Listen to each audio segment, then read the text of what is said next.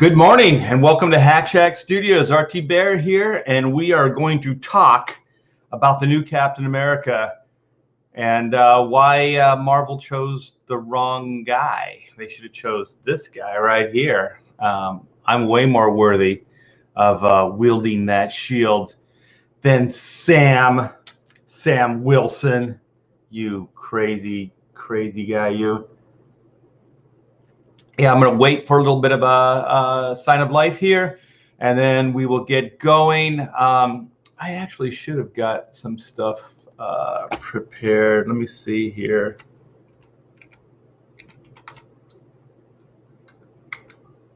Let's see if I can find something. Captain America, Winter Soldier. Yeah. Oh my gosh, look at this stuff. So much good stuff. Yeah, so let's see here. I got that. Man, he looks so cool as the Winter Soldier. I don't think they've done a good rebrand on Bucky, which is where I'm going with this image as. Here we go. Okay. So I'll be back in a minute, you guys. I'm just collecting some stuff. All right, here we go. Got it. Okay. So we got Sheldon. We got our first sign of life. What's all the hullabaloo this AM? We are going to throw down a lot of hullabaloo. There's going to be some good and bad. So we got our sign of life. I know it's a busy morning. There's a couple other streams going on, so I appreciate anybody hanging out today, this morning. So I don't know if you guys have seen the Falcon Winter Soldier show so far. I think they ended up, or the end of the last episode, was it last week? Oh, there we go. There's the sign of life. Hullabaloo. Good morning, Victor Thomas. What is that? Rigmarole. I will. That's a good word. I like that. Hiya, Art and chat. Hey, Neon Todd. What's up? The MCU is officially dead. Yeah. Oh, my gosh. I didn't think they could do it. They are just copying all new, all different Marvel now. Yeah, sadly, I watched last night. I watched the last two episodes, and you guys were the main reason. You guys were like, we need to follow it. We want to follow it because I know I talked about it earlier, and I still hadn't seen the last two episodes. So, excuse me, I did watch them last night, and holy crap, man.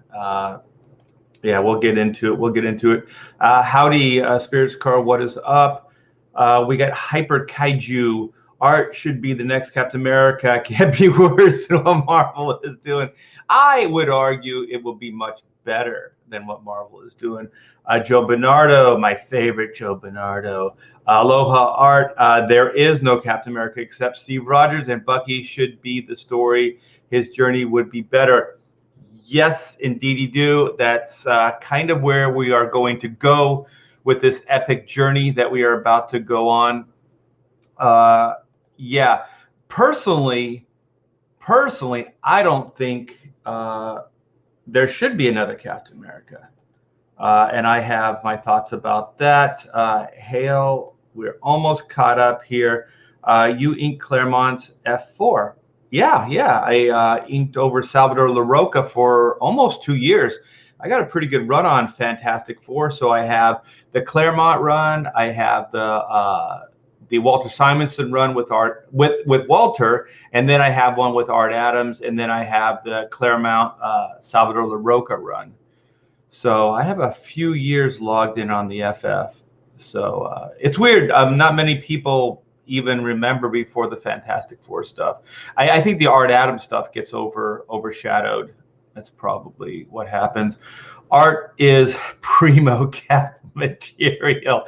I haven't heard primo in a long time. I like primo too. Spirits Car. Hey, RT Bear, where are you working at Marvel when the decision was made to make Cable Scott Jean's son? I think I was full on into it. I was working with Jim Lee and Will Spertasio, I think, at the time. So yeah. Thanks to Nick Spencer, the real Captain America is a Nazi currently incarcerated in a maximum security prison. They got to get over this crap. Okay, are we there? Are we there? Let's see. This might be a follow-up to the FF. Simon should have done a longer run. Simonson's run on Fantastic Four was fantastic.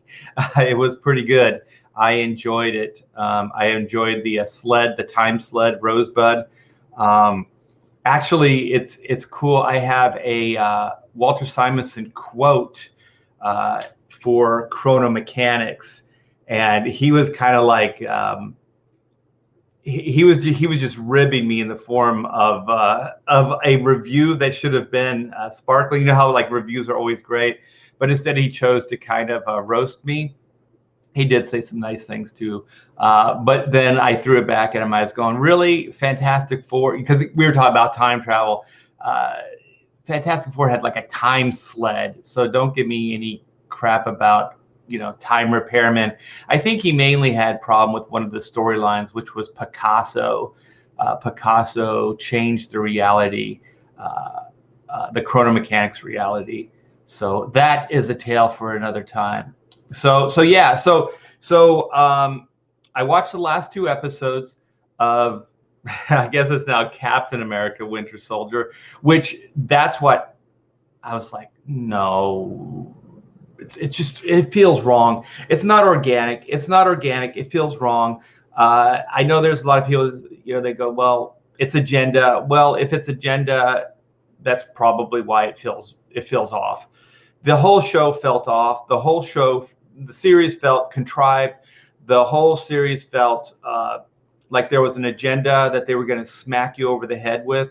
And boy, did they. I kind of knew where they were going to go with everything from almost the very beginning. I was hoping they wouldn't, but they ended up doing it anyway. And I'll tell you, it was far worse than anything I could have imagined. It's like you imagine, okay, Sam stepping up and getting the shield, right? Taking the shield.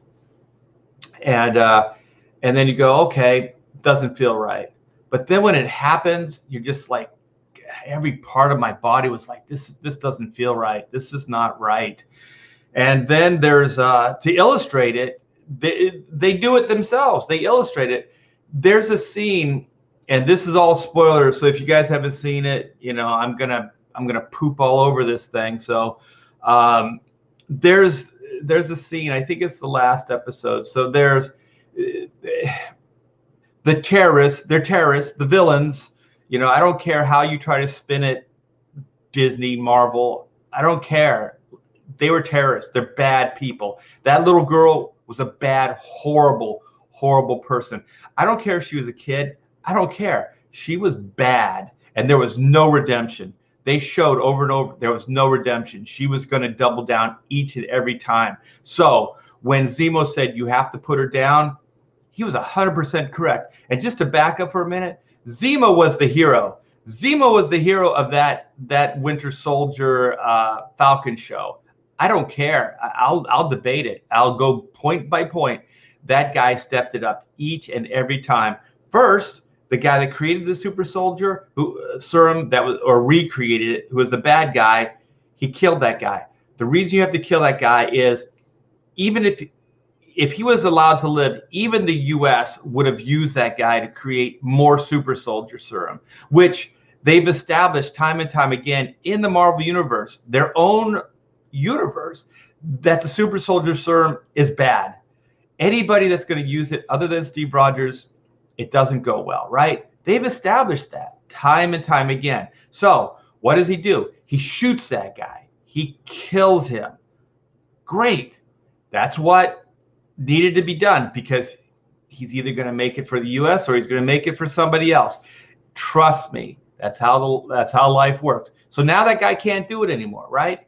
Threat, neutralized. Okay, so then there's all these vials. There's all these vials of super soldier serum. So then Zemo crushes them all with his boot, right? But he didn't see the one.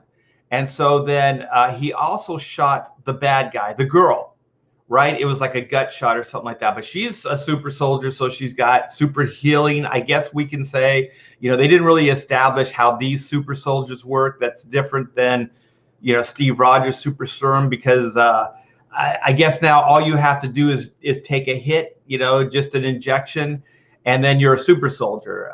There's a whole thing with Steve Rogers. There was the Vita rays. There's all this other stuff that went on. It wasn't a matter of just shooting up and then becoming, this super soldier. There was a lot more to it than that. So anyway, so he crushes the vials. This is Zemo, and then he shoots the girl. So before he can get the kill shot off, he's interrupted. He's interrupted. She takes off, right? That's convenient for the plot, right? And so there's one super soldier vial that's left that he didn't see. So then the new Captain America, what's his name? John Walker, sees it, grabs it. He feels out of place. He doesn't feel badass enough. Rightly so. You had no right being Captain America either. You weren't a super soldier. You're just this normal guy. So I had a problem with John Walker being Cap as well, because they were playing hard and fast with that. Like he's fighting super soldiers. He's even fighting Bucky. No, hands down, Bucky would have destroyed Sam, or what's his name, John Walker. Why are you a super soldier if you can't just, like overpower a regular strong human being, but just a normal human being? So John Walker from the get-go had no right even being there on the mission, because he wasn't a super soldier. So the whole thing is they're going after super soldiers. All right, you got a shield, big deal. It'll reflect bullets, and maybe if a super soldier punches the shield, the vibranium will vibrate it, and it won't knock you on your ass. Okay, big deal. That's not enough, man. So anyways, to me, Zemo seemed like the good guy. So then, Zemo gets put in jail at the very end of the episode. So then there's 4 or 5 of these, what are they called? Flag smashers. There you go. There's a good name for a terrorist operation. And so they show that these guys are going to get away, right? They've been hijacked by one of their own. They're not going to go to prison. They're going to go somewhere else, and they're going to continue this whole flag smasher thing. All right. So then all of a sudden it blows up. The truck blows up, and then you cut, and there's some old guy, and he has a detonator, and he blew up the truck. And then they smash cut over to the prison, and you see Zemo, and then Zemo is listening to the news on the radio, and then he hears that this thing's blown up. And so then he smiles with satisfaction. So that somehow he had a contingency and that he blew up the truck. Okay, so Sam didn't do that. The new Captain America didn't do that. Bucky didn't do that. John Walker, the new U.S. agent, didn't do that. No, the guy that's a villain did that. Zemo did that. Zemo had their back. My gosh, what the hell are you even trying to say with this show? It should have been the Baron Zemo show. To me, I thought that the two characters, Falcon and Winter Soldier, had very little to do with their own story. I thought Zemo did more, and then was it Sharon Carter, who also bad. I'm going to get into the Captain America stuff, you guys, but I just kind of want to get some of this stuff out there and see what you guys have to say. So feel free to chime in, because this is definitely going to exercise some demons here, and I'm sure you guys have some as well. So Sharon Carter is revealed as being the broker. She's the broker. Yeah, I saw that coming. I know you guys did too. But on some level, you're hoping they're not going to do this. They're not going to do this. Sharon Carter is Peggy Carter's bloodline. She's related. So Peggy Carter, you know, was on the up and up. Like, she was a really good person, and Captain America fell in love with her. Steve Rogers fell in love with her. So she's more than worthy. And also, like, Steve Rogers in the present day kind of had a crush on Sharon Carter as well, and she did for him as well. So then you think, like, okay, you know, Captain America, Steve Rogers, is a good judge of character. So, you know, Sharon Carter is a good person. So then they turned Sharon Carter into, spoiler alert, into the villain. She was like one of the main villains in the story, right? So it's like, you know, like that stupid line with Quicksilver in the Avengers movie, Age of Ultron. Like, you didn't see that coming. Well, I saw it coming based on your storyline, but I didn't see it coming prior because it's a bad idea. It's a horrible idea. It's like, ooh, what if we turn a hero into a villain? But there's no reason for her to do it. They gave no motive other than, like, her own country didn't really acknowledge her contribution. Well, are you doing this just for accolades, Sharon Carter, or are you doing this for because it's the right thing? You know, like, it's ridiculous. Like, you're a spy. Spies don't get accolades. They usually are the shadows, you know. So none of it rung true. It's like, why is she doing this? Why is she a bad guy? Why is she such an opportunist? None of it worked. And so then at the end, spoiler, she's the one who shoots the villain, the girl. She's the one that does the kill shot on the girl. And the reason she does that is so that the girl doesn't spill the beans.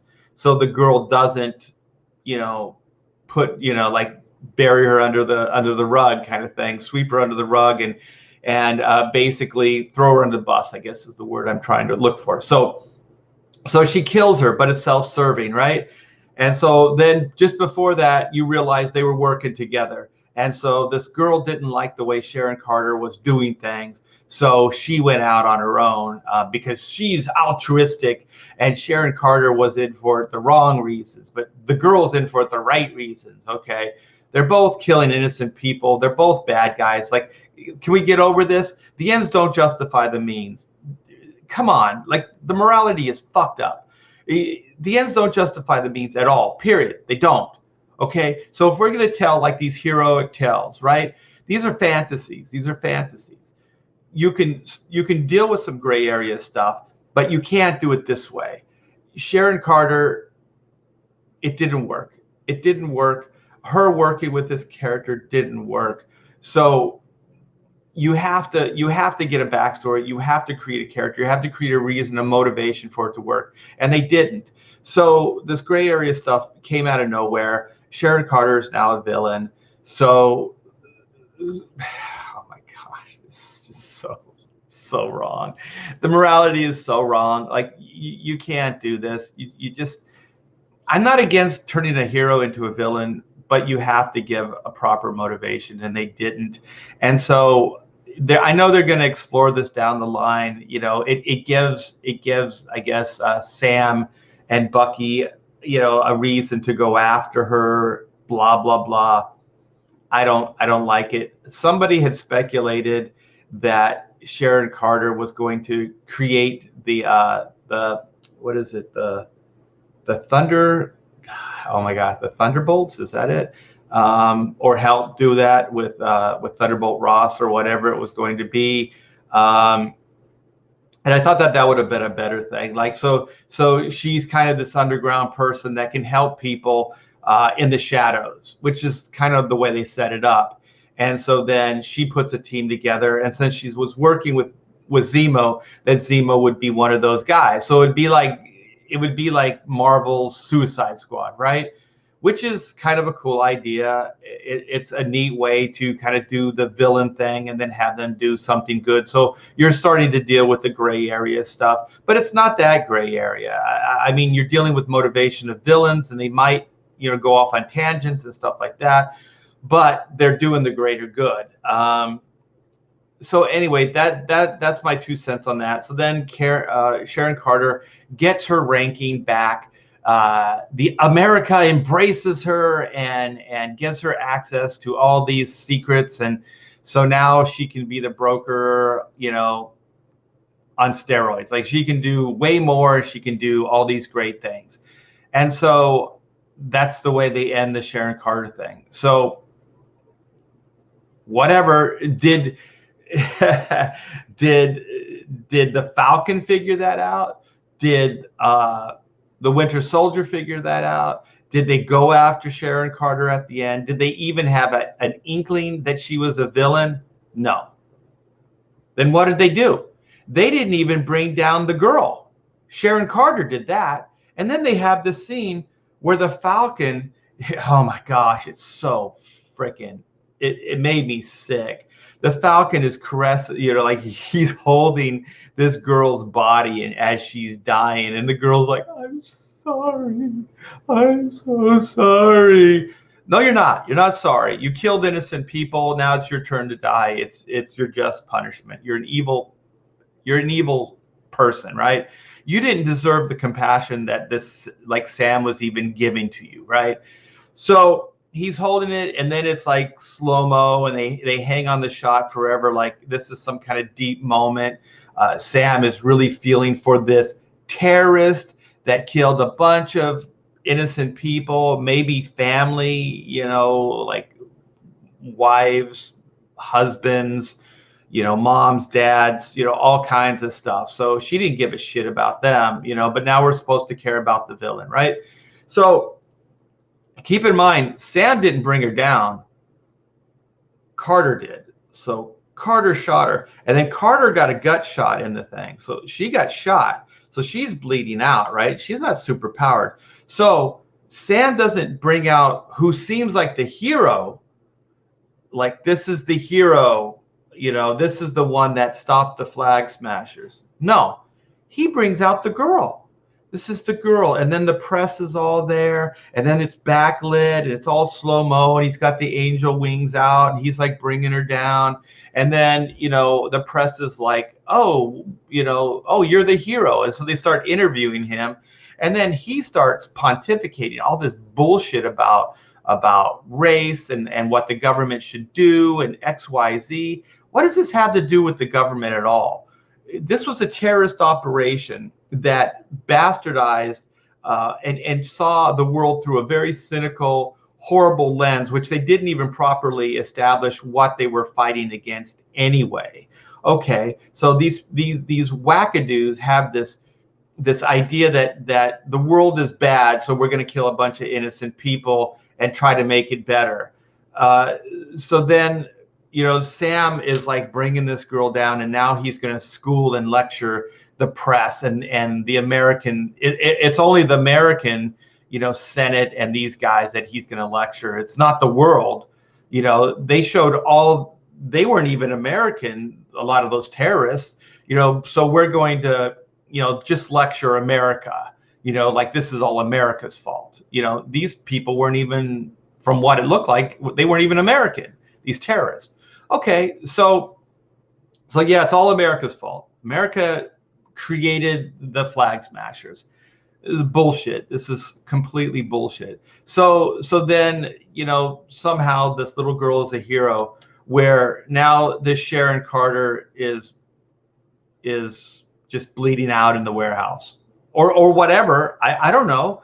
Like they're spending all this time on this moment, this sad moment, and then Sam comes out with this girl like he's the hero, like he brought her down.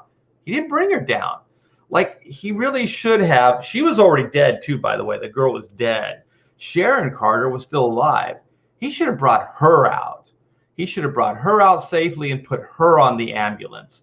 Like, that would have been way more compassionate. And it would have been more acknowledging who was the real hero here.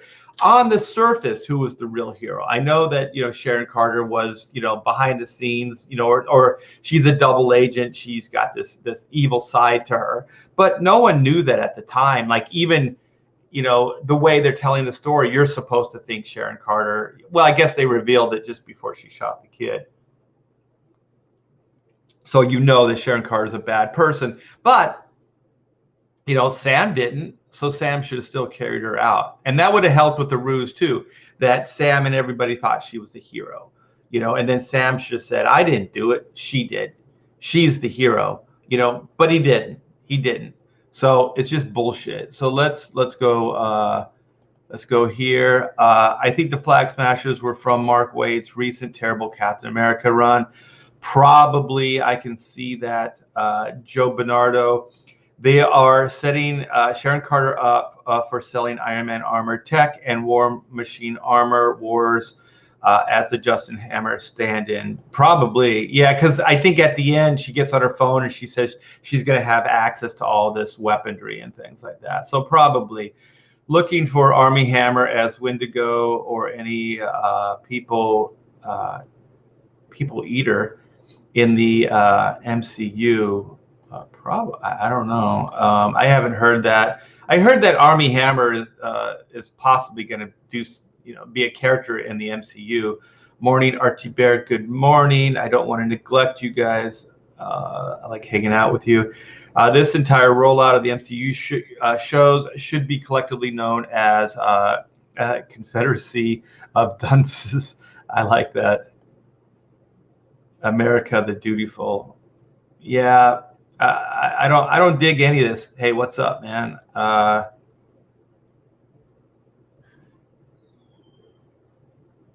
Yeah, especially at Marvel. So Joe Bernardo, I see Flag Smasher is a Steve Rogers Captain America villain. Okay, so anyway, that's my rant just on like the G versus E, like the morality of the show. That part, like just the G versus E morality was all wrong. And also, like I said, Bucky and Falcon didn't do much. Okay, so then now I'm going to get into the whole Captain America and the Falcon, and I hinted. Well, I did an episode or a show sometime back talking about this. So some of this is going to be a little repetitive, but with the new light of the show, I got some new takes on it.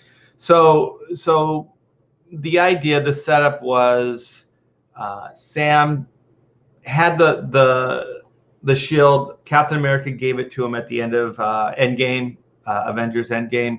And so Sam, I guess, has been agonizing what to do with the shield. Should he be the new Captain America? Should he not? Okay, I'll tell you, just to back up, the first thing, as a writer, I'd go, he wouldn't do it. He wouldn't do it, period. He's not a super soldier. That's it. That's it. The Falcon is a great character. He works good with other characters. I'm not saying he's a sidekick. He's a good character that works good with other characters. Black Widow's a character that works good with other characters. Hawkeye, same. Okay, so it doesn't demean the characters. It just fleshes out the world. You can't have all the characters being exactly the same, right? You have to have like this dynamic. So the thing is, even if we frame him up as a sidekick, the Falcon's a sidekick. The sidekick could do things that the hero cannot, which is pivotal. Like it's just as important as the hero. So the Falcon was like the guy, like the eye in the sky. He was the guy that was information gathering. He's the guy that could do in the shadow stuff. Captain America, like the Steve Rogers Captain America, was very, present. He was very, people saw him. He was very out in the open. So then, I thought they worked well together. I thought and then Sam always knew that he couldn't really fight like Captain America. He wasn't Captain America. So Captain America can take a bullet in a way that he can't. I mean, Captain America could still be killed by a bullet, but he can heal quicker, like a body shot, things like that. He's got super strength. He's got superpowers. He can do things that Sam cannot. But Sam can fly. Captain America cannot fly. That is a major asset right there. And they used it. They used it effectively in the movies and in the comic books, right? So we have that. The Falcon's a great character. The actor that they got to play Sam Wilson, great character. Okay, uh, so there's nothing wrong with the Falcon. There's no reason for you to change the Falcon. Everybody agrees. Everybody loved the actor and they loved the characterization. Okay, so the Falcon and the Sam Wilson character in the Disney Plus show, I don't know who that guy was. He was playing things in a way and saying things that just clearly didn't seem like Sam Wilson to me. Okay, so we had that. And then we had the Bucky Barnes character. Bucky Barnes knew Steve Rogers as kids. They grew up together. He shares the same morality. Steve Rogers always had the morality he had. He was always that guy. That's why he was chosen. So he always had a great moral compass. That his superpowers were that. He was just given a way to now use those superpowers, which was his morality. So you get the idea that Bucky was the same guy, basically, shared the same values. He was a little more like a womanizer. He was a little bit more, he didn't take it as seriously. He wasn't as, the right thing, like on his sleeve all the time, things like that. But you got the idea that he was a stand-up guy, right? I mean, he went and he helped Steve when he was getting beat up in the alley after he was watching the movie. This is before the super soldier. He's a scrawny dude. So you get the sense that Steve probably got himself into a lot of scraps that Bucky had to get him out of, because Steve had the moral compass, but he didn't have the goods to stop the bad guy, right? He could see it, but he couldn't stop it. So then Bucky and him kind of worked as a team. So you got the idea that Bucky was probably the muscle, at least bailed him out a lot of times, when Steve would get himself into problems. At least that's the way I read into it.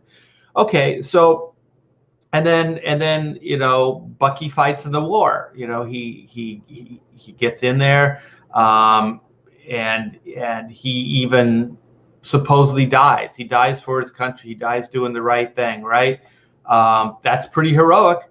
That's pretty badass. That's a pretty stand-up guy. And so then, weirdly, only in comic books does, Steve Rogers' best friend, Bucky Barnes, have a super soldier experiment on him as well, right? By the Russians. So then he's the opposite. He's the flip side of the coin. He's the bad Steve Rogers. He's the bad Captain America, right? So they brainwash him. They have to brainwash him to get him to do bad things. He doesn't do them. He's not wired that way. He's not the Flag Smasher characters. He would never have done that. He would have died before he had done that. But he wasn't in a place that he could fight back.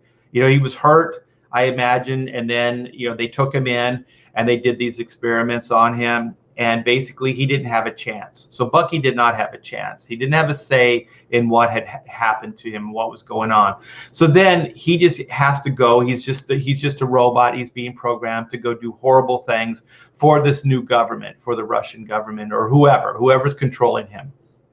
Okay, so but there's still that side, and they showed in the story that there was still that side of him, that if he wasn't being controlled, like he had to be controlled, like constantly, it wasn't like it was a one-off thing. They showed that he could revert back to a good guy, but he had to keep getting his mind wiped, right? So that tells you that at his core, you couldn't erase that he was a good guy. You couldn't. It was there. Okay, so even though he was effed up by all this stuff going on, he couldn't be turned to a completely bad guy, to where he would operate as a bad guy on his own. Okay, so having said that, that's the setup. Okay, Falcon's a great character. Sam's a great character. Bucky's a great character. Bucky's a great character, but he's the Winter Soldier. So you have Sam Wilson, aka the Falcon. You have Steve Rogers, aka Captain America. You have Bucky Barnes, aka the Winter Soldier. That's a bad guy's name. That's a villain's name. That's not a hero's name. This is where I had a problem. Okay, especially at the end when it says, the end credits say Captain America, Winter Soldier. So that's the rebranding, right? Now it's not the Falcon Winter Soldier. It's Captain America, Winter Soldier. Okay, so I'm not going to get into, like, is Sam worthy to wield the shield? Yeah, he has the morality. He has that. Okay, that's not even the problem. The problem is he's not a super soldier. Okay, so then you have Bucky Barnes, who is a super soldier. Okay, when Captain America in Winter Soldier, when he throws the shield and then Bucky turns and catches the shield, that was supposed to be like a Thor's hammer moment. Like, no one can catch the shield. The only one that can wield that shield is Captain America, right? So he catches it. So then you get the idea, like, holy shit, this guy's like Captain America. So that's another problem I have. Anybody can throw the shield. Anybody can catch the shield. That's bullshit, man. Can anybody use Thor's hammer? They're probably going to get into that at some point, but I don't think it's fair to do. I think it neuters the character. I think it cheapens the Captain America Steve Rogers character. One of the things is he should be the only one that's able to do with the shield, do what he does with the shield. Why is it Steve Rogers? Why is he special? Why is he Captain America? If anybody could be Captain America, then no one's special. Then no one. I hate when comics do that. I hate when anybody can be anybody. It's just bullshit. It's like, especially when they turn a good character into somebody else. Okay, Falcon's a great character. I think we can all agree on that. Falcon's a great character. But Bucky Barnes, Winter Soldier, is a villain. He's a villain on an arc of redemption. He's a character that's trying to find his place in the world. He's trying to fit in. He's trying to make amends. He's the character that needs the change. It's not the Falcon. It's not Sam. He was great.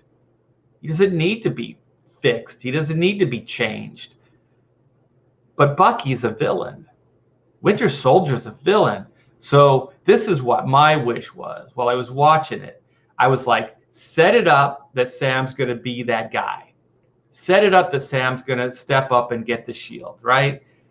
But have it come out in the story that it's so obvious to everybody that the only one that could get the shield is Bucky. So Bucky's reluctant. Bucky's the one stepping up. Bucky's the one that's saying, Falcon, you should be Captain America. He's the one that's saying, he's backing Sam Wilson 100%. He's standing by Steve Rogers' decision, right? You know, who is he to second guess, you know, Captain America, Steve Rogers? But it becomes obvious, more and more obvious, that he's the guy that should take the shield, right? So then, at the end, he does. Okay, so you have a villain, the Winter Soldier, and you rebrand him as the hero, Captain America. It works organically way better.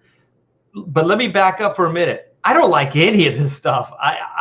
Steve Rogers, if you're going to kill him off or get rid of him, then Captain America's gone.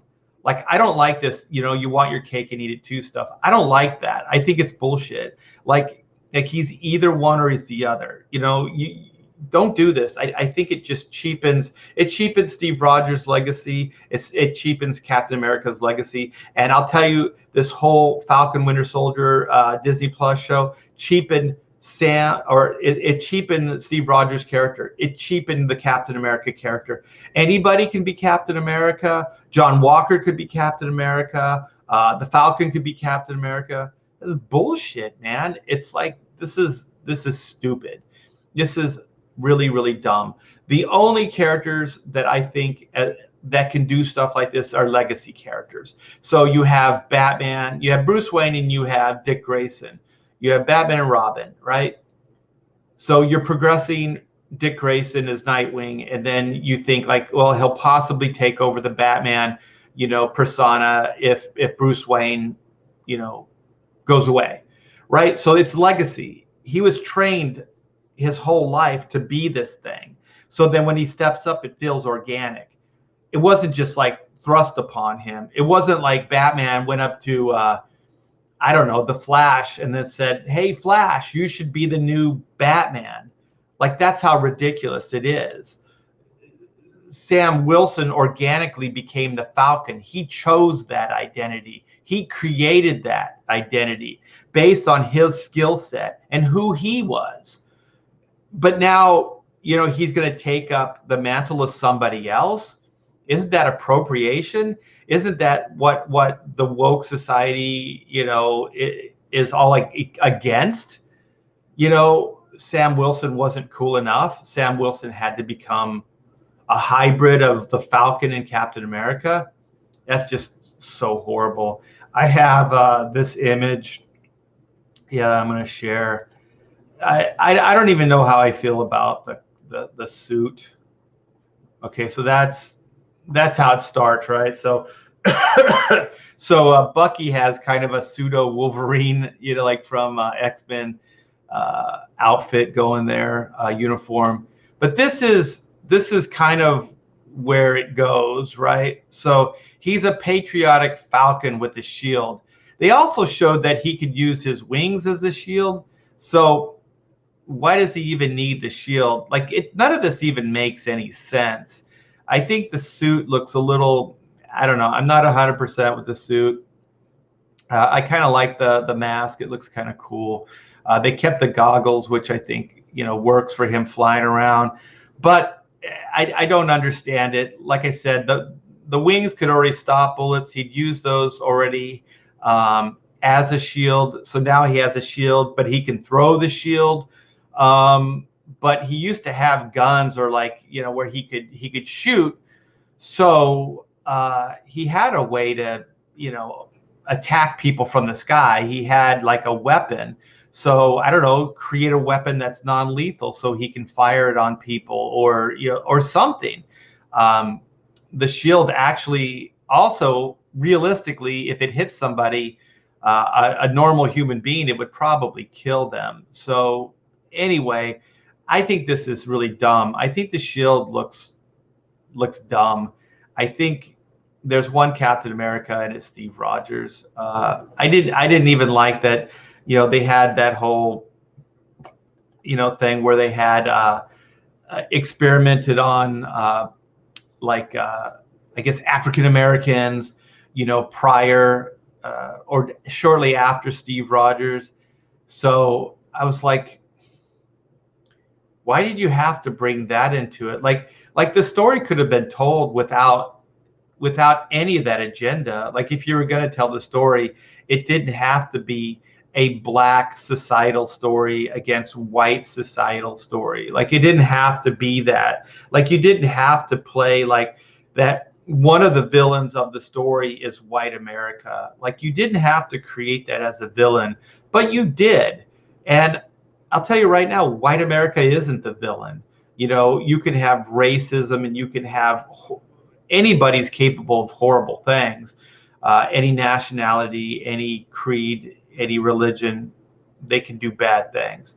So it's like a little kid thinks like it could only be one or the other, which is absolutely asinine. It's very childish to think that way, but that's the way they think. So that's what they're going to do. So let me see. Jimmy says they completely changed Sam and Sharon Carter's personalities from the previous movies. It didn't make sense for either of them to act how they did in this show. I agree 100%. Let's see. Falcon in MCU is better character than in the comics. Now you eliminate that character. Bucky should have been the legacy Cap. I agree. I completely agree. Captain America Steve Rogers could only throw the shield because he knew how to throw the shield those ways because his brain under the super soldier serum could calculate the way it would reflect. Yeah, and also they showed him organically start using trash cans, like when he was, as a shield. Like I think he used a trash can, and then he used a car door. So he was already kind of wired up to do stuff like this. So that's why character traits become the hero traits. Like who Steve Rogers is Captain America. You can't separate those. So you can't just shoehorn one character for another. So let's see what Hyper Kaiju says. Anyone can be Cap, anyone can be Iron Man, anyone can be Thor, anyone can be the Hulk, and being a Hulk is Toda. What is that? Toda's fun now. I gotta look up that word. I don't know what that word means. It's like a token, a totem. A show about Bucky journeys would have been really cool. I would have actually watched that. Also, the thing is that Bucky Barnes' character didn't do anything. He didn't do anything in the show. He was completely useless. Like he didn't even really take down anybody. He couldn't even. It's so weird. Like he could have taken down those flag smasher guys in a heartbeat. Those guys weren't trained the way he was. Like they don't have a bionic arm. Like it's just dumb. It was just dumb. And also between Bucky and the new Captain America, the John Walker Captain America, they would have been able to annihilate those guys. And then they have like what is it? The Wakandan guard come in there and school those guys, 2 super soldiers and Sam with spears. I'm sorry, man. It was really lame. I didn't like that messaging either. It's like we can trust the morality of Wakanda, but we can't trust the morality of the United States. We have to second guess the United States motives, right, in the show, but not Wakanda. Wakanda, in their own movie with their own logic,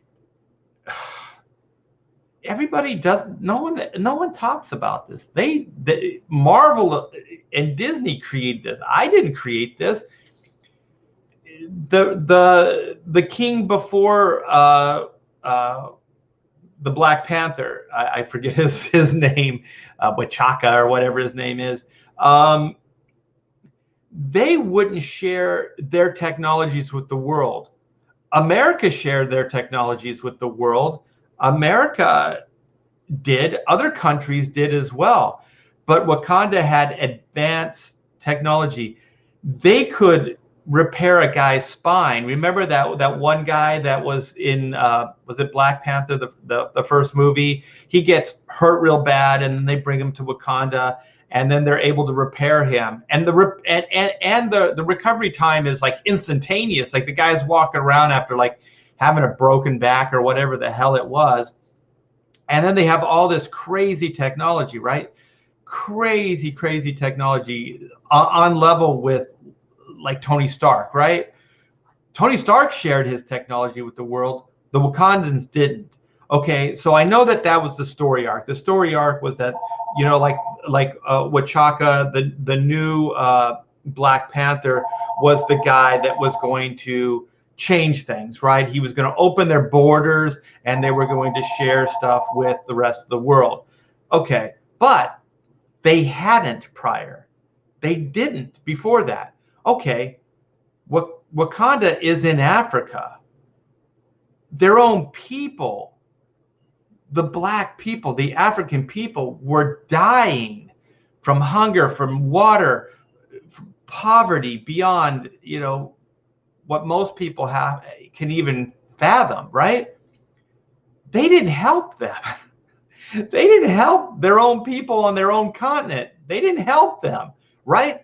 America and the rest of the world were helping them, but the Wakandans weren't. And the Wakandans could have helped them in ways that the rest of the world couldn't.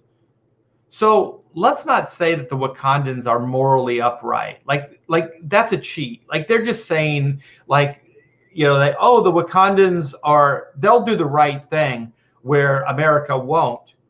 That's bullshit. They've showed that they wouldn't. They have just as much blood on their hands, or have made just as many mistakes in their own story, in their own canon that they've established. I'm not making this up. It's there. Watch the movie. Like, why all of a sudden are we supposed to sign off and then just go, the Wakandans are great people? They weren't. For decades and decades, they were not. They helped nobody. They were selfish. They kept all their technology to themselves, and they didn't even really venture forth into the world to help anybody, to do anything, right? That's what the story was about. The story was about, the new Black Panther stepping up and doing what the generations before him didn't do, right? But now all of a sudden they're the great people. Now all of a sudden, black, like America was downtrodden by whitey. There's systemic racism that the white man has no control over. Like they're just going to be racist just by being white. All this stuff. You're a hypocrite. Like it doesn't even work within your own canon.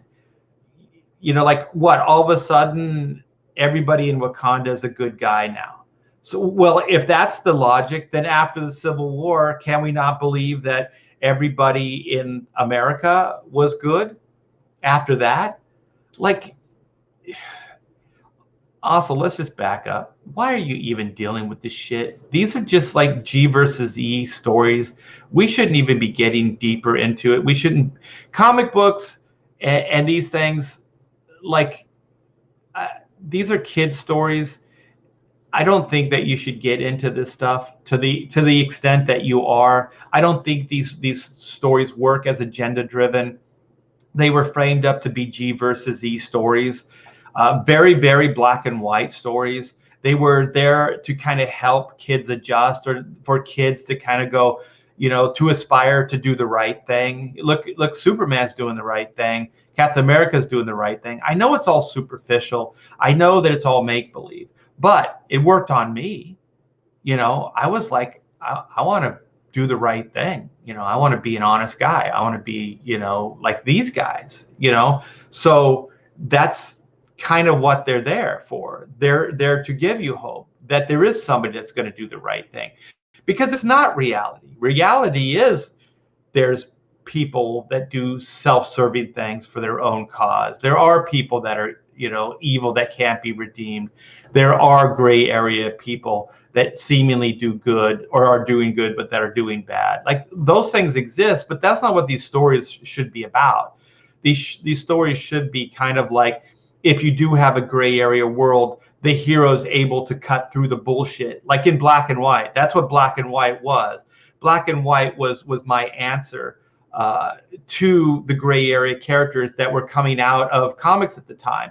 And I did like some of those characters, but most of the stuff I liked was Elseworlds. They weren't canon.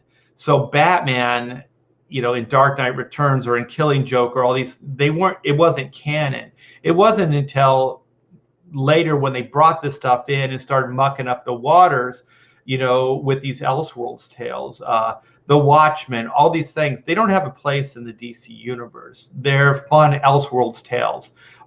They exist as an adult reader type of idea. They don't exist for kids. They're not kids' fare. Superhero comics are for kids. Who else is going to buy a book called Spider-Man? Adult is not going to buy that. An adult that loved them as a kid will buy them, but no real adult is going to just go out of his way to buy a Spider-Man comic. That's why these things, a guy gets bit by a spider and becomes a superhero spider.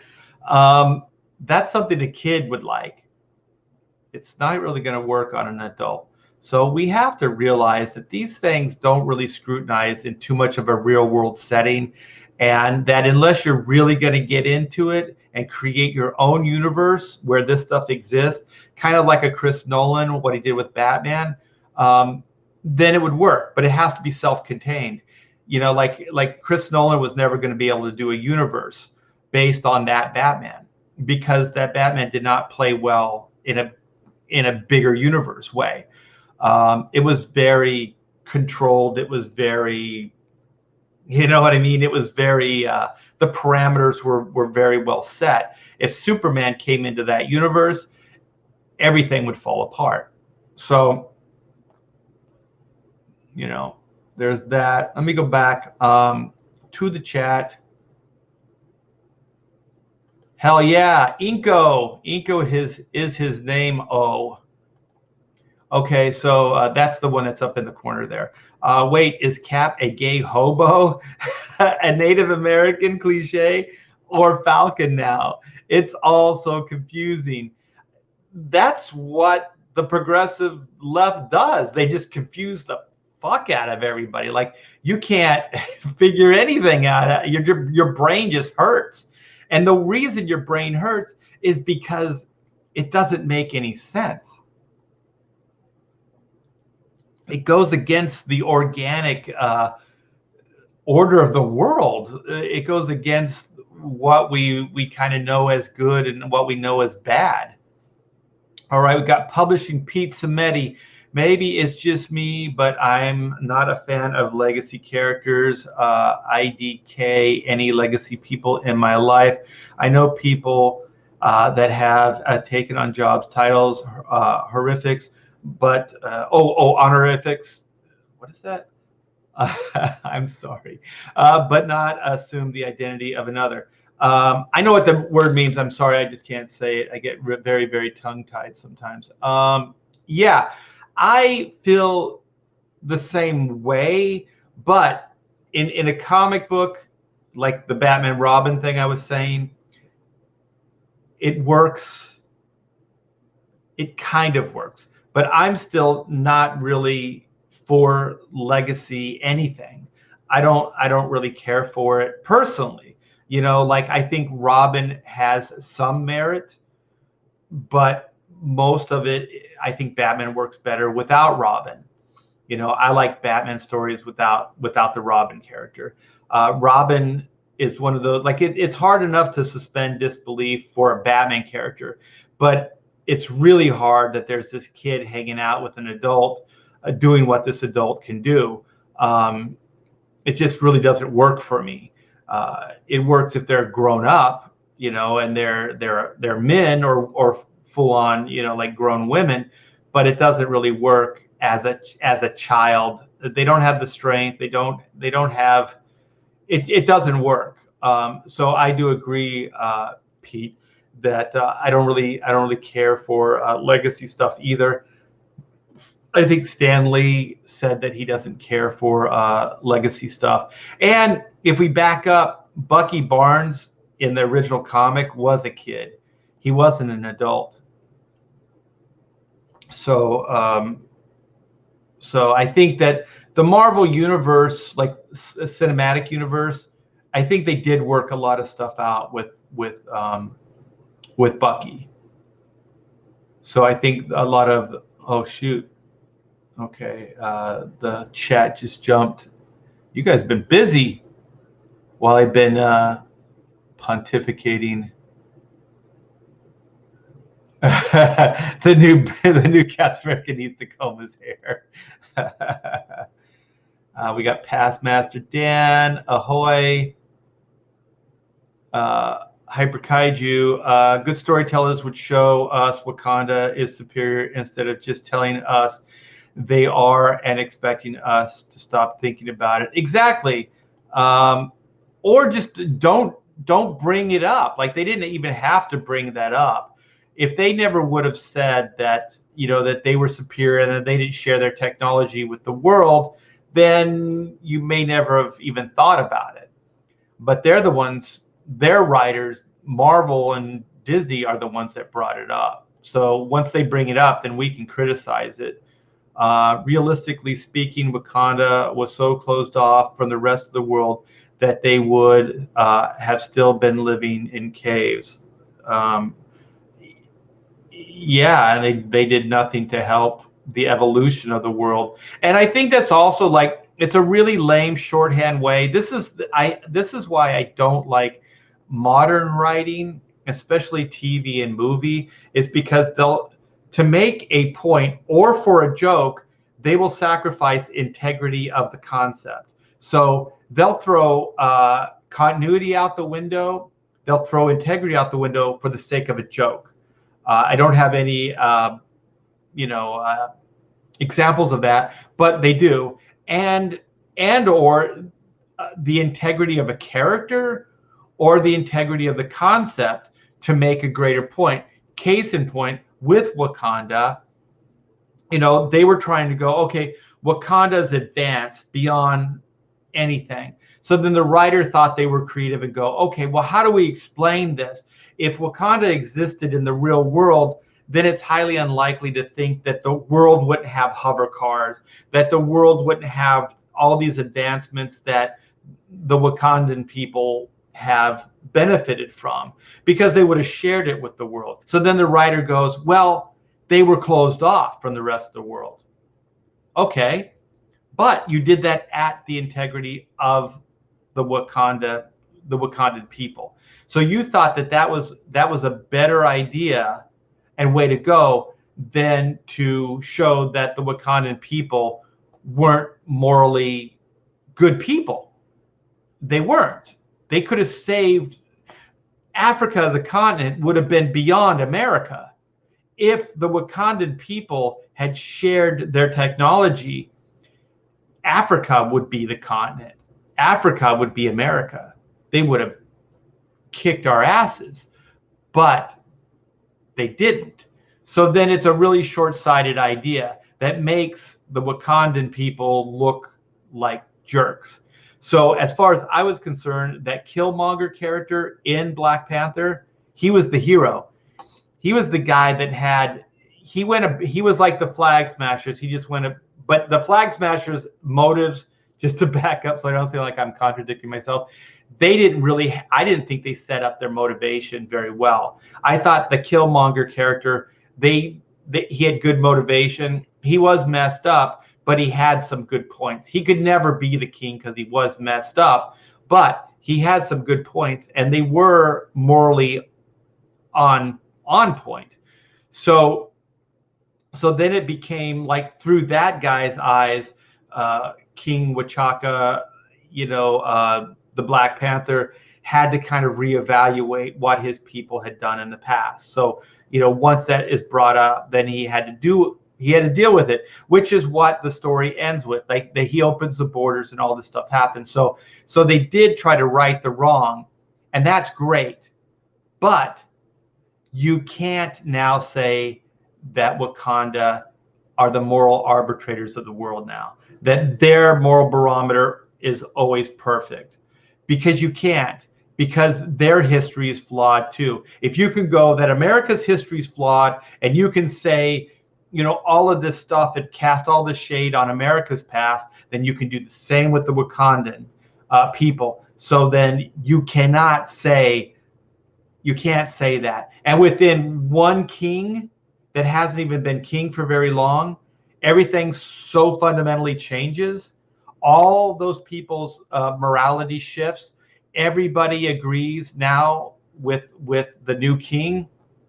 It's highly unlikely. So that's why these ideas, they don't work in real world settings. They end up causing more trouble than they help. So if you are going to bring up some of these ideas, you have to carry them through, and you have to be able to figure out where they're going to go down the line. Like I said, the only problem I had with like the Black Panther story was fine as a beginning, middle, and end, right? But if you're going to start saying that the Wakandans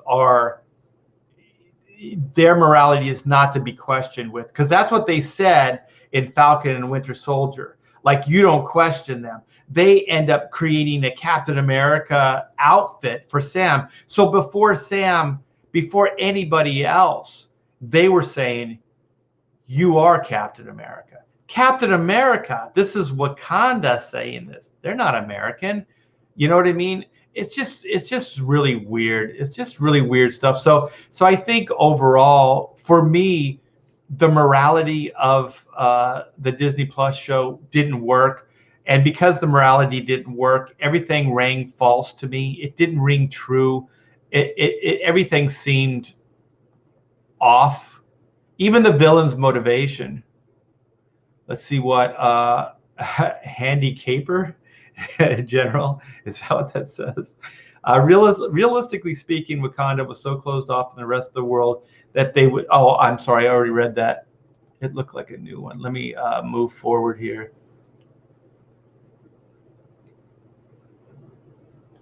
Bucky went toe-to-toe with Winter Soldier in the movie. He couldn't take out Walker and the Flag Smashers. Exactly. It's just ridiculous. Wait a minute. Where was Wakanda when Hitler was touring Africa? Exactly. It just brings up. They shouldn't have done, like, they should have spent more time trying to figure out a way to make this work, or just try to be superficial with it and don't address it at all. Because let's face it, if you're going to watch a superhero film, there's a lot of disbelief you have to suspend. Like, you just have to. When Hollywood did the Superman movie, the Donner film, their whole mantra, their whole advertising was, you will believe a man can fly, because they knew, as if they were going to tell this story, they had to make you believe that a man could fly. They understood that this was really far out stuff, and that they first and foremost had to get you to believe and sign off on that. So that's the tough part with these superhero things, is you have to kind of walk a fine line and make these things work. And if you're going to bring up, a lot of these politics, these real world scenarios, you gotta be smart with it.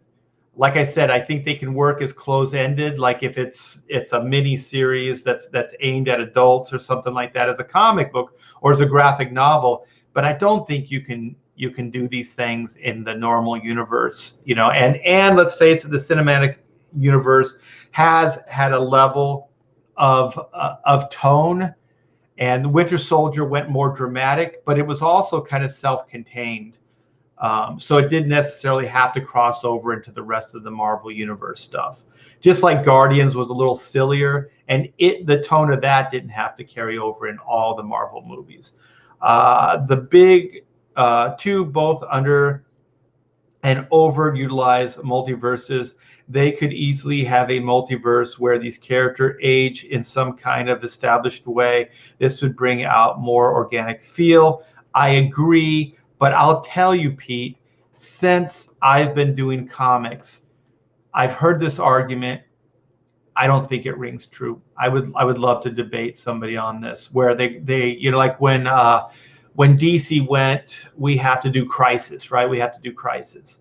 So Crisis on Infinite Earths, the first one, it's like, we have so much baggage. They refer to their own universes. We have so much baggage. It's hard for any kid to come in and read these books because there's so much history. Well, there's so much history, but it exists. So what are you going to do? Get rid of your history? Which is what they did. So what they did is they killed off a bunch of characters, and all these worlds, Earth 1, Earth 2, all these different worlds became one. So they all combined into one. So there wasn't room for multi-Batmans, all these things. So then there was just one. Well, I was a kid, and Earth 1 and Earth 2 existed then. I never had a problem with it. I completely understood it. I don't know if they're completely underestimating the mentality of the kids that are reading these books. I never had a problem with it. I always looked forward to the Justice League crossover with the JSA. I always liked that. I never had a problem with an older Superman and older Batman. I thought it was cool. And I thought they were different enough that you could tell the difference between the two characters. And one had just started sooner than the other. So one was the present and one was the past. The only thing is that, you know, if you think about it in a practical way, then did this one Superman already live the lifetime of this other Superman? But I don't really remember the way it was framed up, but I would just say no, they were still completely different universes, where the Clark Kent in Earth 1 made certain decisions and the Clark Kent of Earth 2 made certain decisions. So they were both Superman, they were both Clark Kent, they both had similarities, but they went on different paths because they made different decisions. And then you say that's why they're different, right? You know, there could be two Art T. Bears if I was faced with making different decisions through my life. So I would have gone on different paths. I would make different decisions. I'd meet different people. So that isn't even that hard to explain. And it works. I think organically it works. So then, you know, comics as a whole, we're like, there's the reason comics aren't doing well and blah, blah, blah is because there's too many, you know, different universes. It's too hard for kids to follow. You know, even when I worked on the Ultimate Spider-Man, the Ultimate Universe, it was the same thing. It's like, let's give people a starting point with Spider-Man. Let's give people a starting point with, you know, X-Men. Okay, but at some point, 2 years, 3 years into it, do you not get into the same problem? Because with your logic, then you're saying that now if a new kid starts buying Spider-Man, I don't know, 36, there's 3 years prior. There's 3 years worth of stories that they didn't read. So then under your logic, that's a bad thing. They don't know these stories. So now are you not in the same situation that you said you were trying to remedy? It's a perpetual problem based on you looking at it as a problem. It's a problem that can never be solved. There's always, unless you just stop publishing it or do it as a mini series where it's just self-contained and it doesn't go any further. But you can't do this. It's a, God, it's so frustrating that it's so interesting that they don't understand these things. Like, I understand them. I'm just an inker. I'm just a singer in a rock and roll band. You know, how come I know these things? Like, so I would hear people over the years just go, oh, this is problematic. This is problematic. There's just too much story for people. You know, they would have to go back and read all these things. No. When I was a kid and there would be a reference to something that I didn't get, I went back to my back issue bins at my local comic shop. I looked these things up. It was a freaking adventure. I looked forward to it, and I would get these books. And if they didn't have them on hand, I would talk to the guy, and somehow he would score them for me. And I'd come back the next week, and there would be those books, right? And I'd read the shit out of them, and I would understand the story. The problem, Marvel, DC, whoever's listening, is you need to do one and dones. That's how you get the people. You stop doing one and dones. You're doing these big story arcs. You're doing these huge story arcs that make it hard for people to understand and comprehend. Okay, let's just use the stupid Gilligan's Island idea. Every episode's pretty much the same, right? So anybody coming in and watching Gilligan's Island for the first time is going to get it, right? Because all the same ideas are present in every one of the episodes. I'm not saying you do that. I'm not. And there are creative ways around that. But you can watch a Gilligan's Island and get everything that you can get out of an episode from the first to the last. So you have to write these comic books that way. You can have dangling plot lines, and they did back then with the one and dones. But don't make it to the point where it's like that. So if you tell a good one and done, and somebody's picking up the book for the first time, they're going to get everything they need from that one book. So they don't ever think about all these other stories. They don't even know that all those other stories exist. All they know is they picked up a comic book, a one and done, and they enjoyed the hell out of it, right? And then maybe there's a dangling plot line. There's a plot line that isn't the major story, but that just teases you. That goes, oh, What happened to that villain? The cops didn't take him away. They were so focused on this other stuff. So then, next issue you tease it a little bit more. Next issue you tease it a little bit more as a subplot. And then by the third or fourth, book, then you reveal it as a story. But every one of those stories that lead up to that is a one and done, with that plot line. So even without that plot line, you could still enjoy it. So by the time you reveal over those 4 issues, you reveal that character's arc, wherever they were going, as the payoff. It doesn't, those other issues that set this up, write it in a way that it doesn't matter. You could still enjoy that story, that new villain, as a one and done. They've done it for years. I just think we need to get back to it. And so they went with this long-form storytelling. And this way, they could drag one idea out over 4-6 issues, right? I think it's also like, I think for writers, it's kind of lazy, because then all they have to do is come up with one idea, and then they can tell it over 6 issues versus one idea that would only be 1 issue, right? So then if it was 6 issues, they would have to have 6 new ideas every month. So that becomes harder, but people did it in the past. You could still do it. There are TV shows that every episode is kind of the same, but it will self-reference itself, or it will seem like it is moving in a direction. And then eventually, this is how you do it. Okay, you set up a character. Frank Miller did it during his Daredevil run, Born Again, right? So what he did is he took Matt Murdock, the Daredevil, and he took Daredevil away. He stripped Matt Murdock down to nothing, right?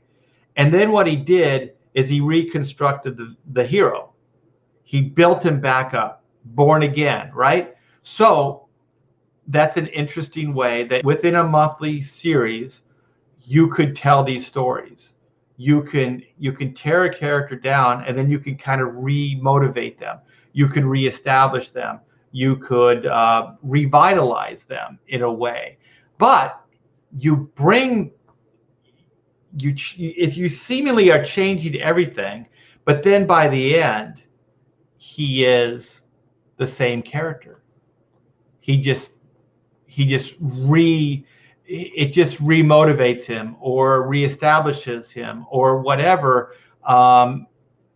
It just brings him back to the square one. So I've noticed that like TV shows have done this before, where like, let's say there's a character that has a problem, like he's got a health problem. So they set it up that he's got this problem, right? And then they give him the cure, but then they take it away from him almost instantaneous or within the next episode. And so then what that does is it brings him back to square one. But you get a sense of like things are moving, things are building into a direction, and then they have somewhat of a payoff or a resolution. But it kind of brings you back to the same place you started. You know what's a good story, kids? Chrono Mechanics. Yes, indeed. Yes, indeedy do. It's brilliant. Okay, let's see what Pete has to say. To the passing of the torch aspect, it would also greatly increase the stakes of any given battle, as characters could die, and when they're dead, they stay dead. Yeah.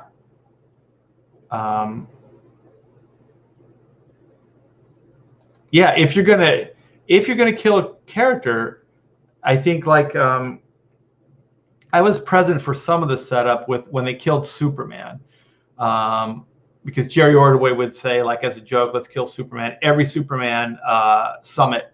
So I was fortunate enough to be part of 2 of those, and so when they did do the death of Superman, they knew that if they just brought him back the next month or within, a month or 2, that it would feel like a like a publicity stunt, right? And so they kept him dead for a year, and then see a need, fill a need, that other people stepped up to try to take his place. So other characters were created to keep those titles going, those 4 Superman titles. I thought it was brilliant. I thought Mike Carlin is, in a lot of ways, he's a real smart guy. I did have some problems with them, and I'm not going to get into that here. But I think as far as those ideas, it was really good. It was well thought out, and so then you can continue these ideas.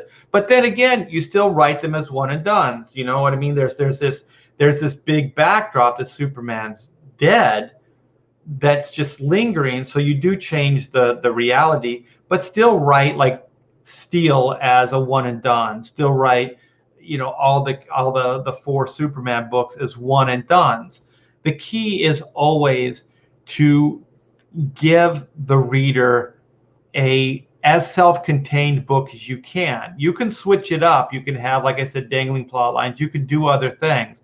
But I think you should always primarily go to the one and done format, because then that point that you're making, that, people have all this baggage, it won't exist, because you'll be giving the person that just picks something up casually everything they need to know. For right or wrong, you'll be able to do that.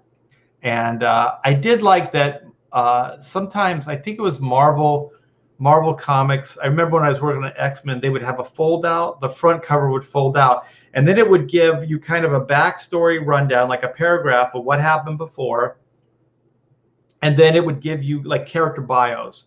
So like one of the things that they used to have to do, that I do agree was kind of bad and stilted, was, like Chris Claremont was notorious for this, but it worked, where you would have a team shot, like say it was the X-Men, they're all jumping down, and it would say Wolverine, and then it would give his powers real quick. Shadowcat, her powers, Colossus, his powers, so on and so forth, like a little narrative box, right? And so I always thought, like, if you do this every month, it becomes like just repetitive.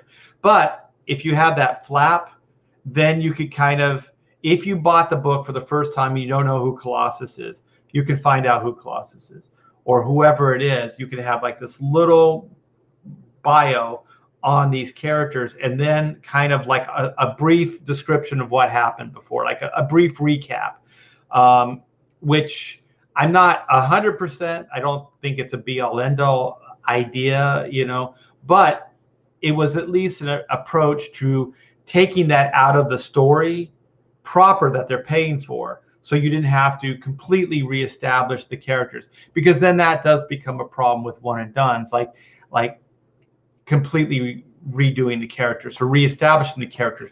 But having said that, I think on some level you should do that anyway.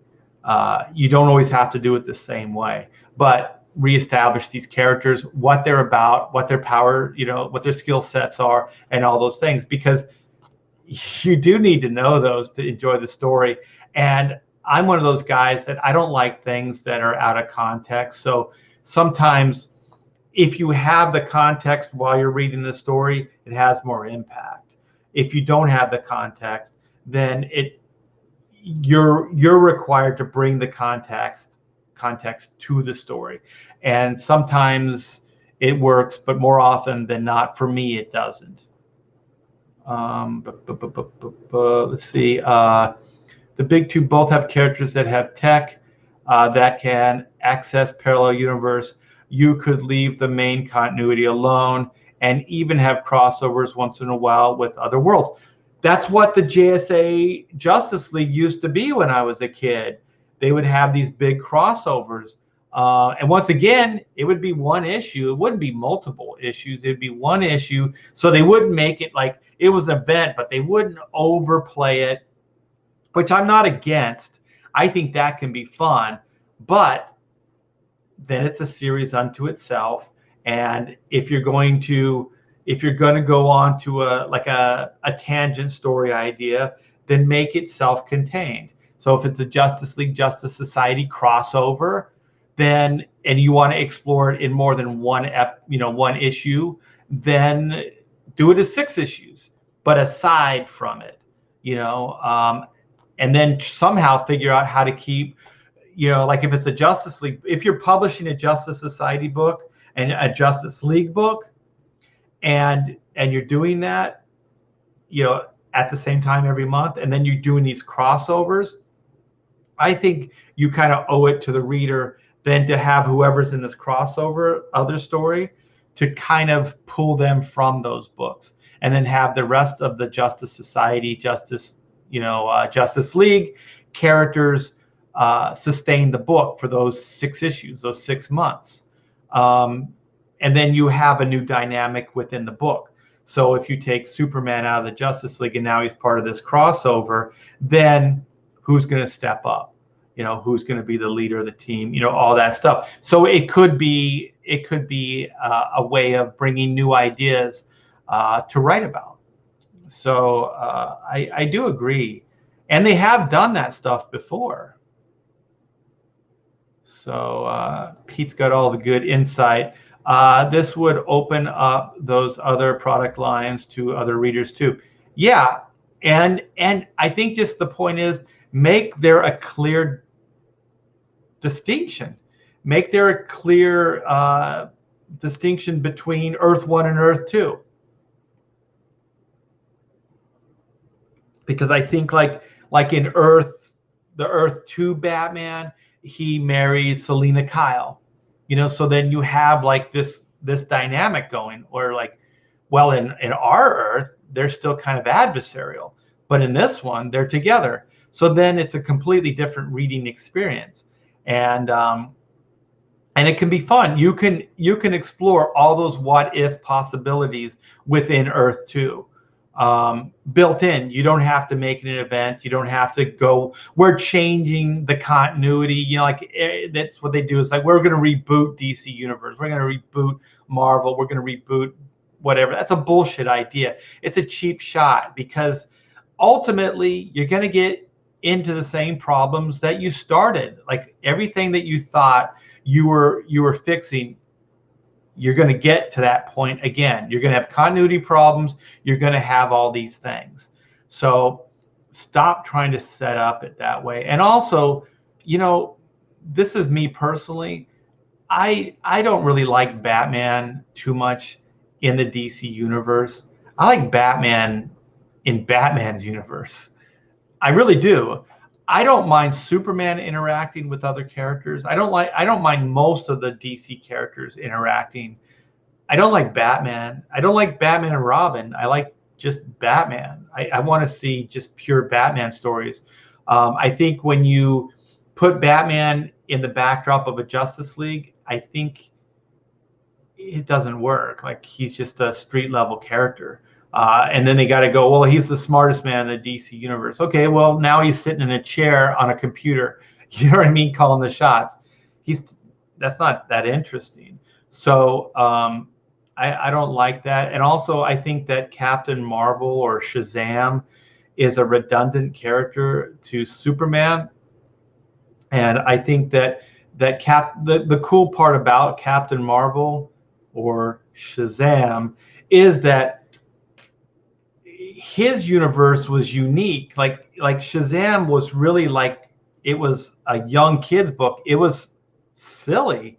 It was fun. There was a talking worm. There was like talking tigers. It was crazy, but it was fun.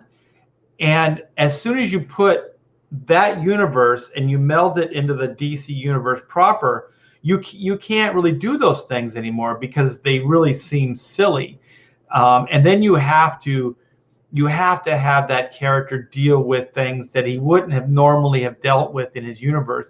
And then all the people that interact with that character, they have to deal with it. Like, what happens when Batman finds out that Shazam is a kid? You know what I mean? Like, this is a child with Superman's powers. He doesn't have the maturity to deal with this stuff. I mean, if you're going to make him a different character, otherwise he's almost superior to Superman because he has Solomon's wisdom. Like, like he's a kid that then becomes the wisest man in the world. He's superior to Superman in almost every way. And he's supernatural. Like Superman, based on some of the realities or the minuses of his abilities were that he couldn't really fight supernatural characters. So I don't know. I think these things become problematic, and then you have to change the characters fundamentally so they can exist in these universes, the bigger world. And I think like the Marvel universe was designed that way. The Marvel universe was designed as a cohesive superhero universe. The DC universe was not. So Batman to me works best when he's in Gotham City, and that's it. The bigger world, it makes it harder for me to suspend disbelief with Batman. Hey Art, I recall hearing that Arkham Asylum by Grant Morrison could actually be interpreted as a fever dream by Batman one night. Had you heard that? Yeah, I have. I like the idea. I like when writers could go off onto tangents and then they could explore these other ideas. I do like those story ideas. Marvel used to have a book that was called What If. So it was built in, right, the title. You could never take it like go, oh, this is part of the Marvel universe, because it's called What If. Or DC had a book called Elseworlds. These are perfect titles. Like, bring those back. Let writers have fun. Let readers have fun going off on these tangents about like this universe, or what if this happened, or what if that happened. That's great, but they don't belong in the universe proper. Yeah, I agree. I think when it worked, I thought the last Chris Nolan Batman was really bad. It was rushed. I think the script, it felt like a first draft to me. It didn't feel like a shooting script. It felt like it still needed 2 drafts. It was 2 drafts away from working. There's a lot of stuff that didn't work in that last Batman. But the first one, I thought there was a lot of good in there. I did have like one really major issue with it, where Ra's al Ghul kind of was responsible for giving Batman his identity, and I think it should have been like personal. I think that, Bruce Wayne should have figured out that on his own, because basically Ra's al Ghul just gift wrapped everything. It's like, hiding your identity, scaring your opponent, with fear, like he spoon fed everything to Bruce Wayne. And then so Bruce Wayne's just basically doing what he was told by this guy to do. That was my biggest problem with the first one. The Heath Ledger Joker one, I thought was really good. It was really good. I thought streamlining the Joker down to just one essential, which is he's just an anarchist in the truest sense of anarchy. He's not the romanticized anarchist. He is an anarchist. He wants to watch the world burn. And I thought that was great. I thought when Alfred said that, like, it was great. I thought it was awesome that Bruce had a hard time comprehending that there was somebody that just clearly didn't care about anything. Like, that's hard to fathom, and that's a great villain. That is a great villain, because how do you fight somebody who clearly doesn't care, and you're Batman. So I did think that the Nolan films really worked as far as just a self-contained Batman world. Like I said prior, that universe could not become the DC universe. They could not have built off of that. And I think Chris Nolan knew that, and he was pretty adamant about not, giving his support or like, signing off on it. But I do think Zack Snyder kind of wanted to do something more realistic with the DC universe when he got the job. And I think that Juan and Don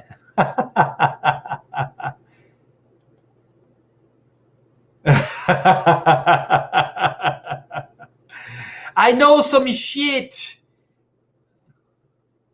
I know some shit. I'll tease you. I'll tease you for sure. Uh, Hit it and quit it. It's a winning strategy. Strategy. Uh, yeah, I think if you go more than three, and that's like even, but I still think you can do relatively, you can do one and dones. So you could have like it could be a 3-issue story arc with a dangling plot line, and then by the third issue, you've wrapped up that plot line. You know, um, I just think there's a lot of contempt for what happened before and what came before, and I've seen it in comics, and just to be honest, I've suffered from it as well. And I think Comicsgate and hanging out with you guys in the chat and getting to like interact with you guys is the best thing. Is I get to see, like what you guys are saying, what you want, and comics can provide these things, but I do think there's a generation now that has complete contempt for it.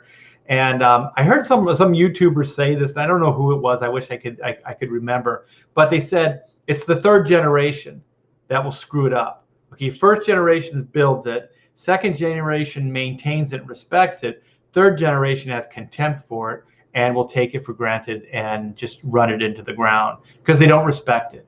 So I think they were talking about like countries, like we're kind of in this.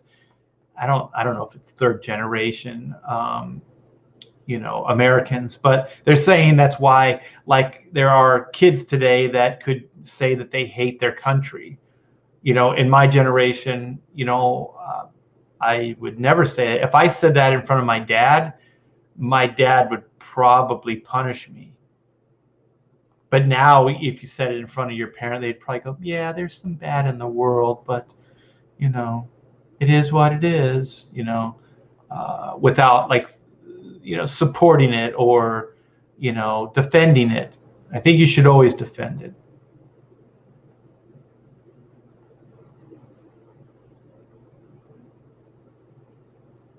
They don't need powers anymore. They just go to fancy parties. Can you imagine if poor Chris Claremont was writing these stories now? He'd have to go, Colossus makes a good mixed drink. Wolverine, not really good socially, but, he's a good as a bouncer. I don't know. Just to continue with your idea.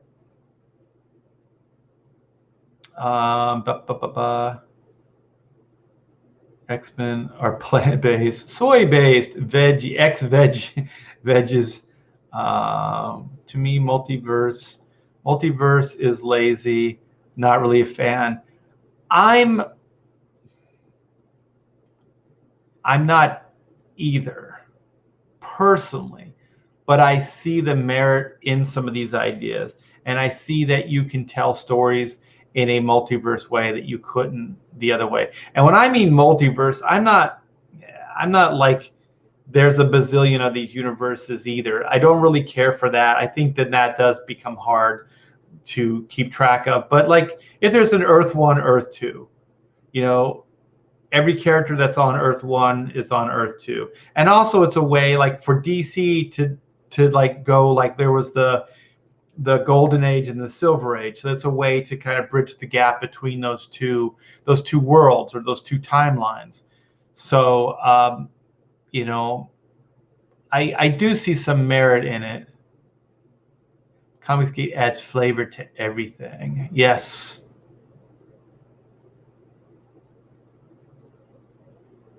Wrote you a message. Did you see it? Where did you send it? Is it in the chat here?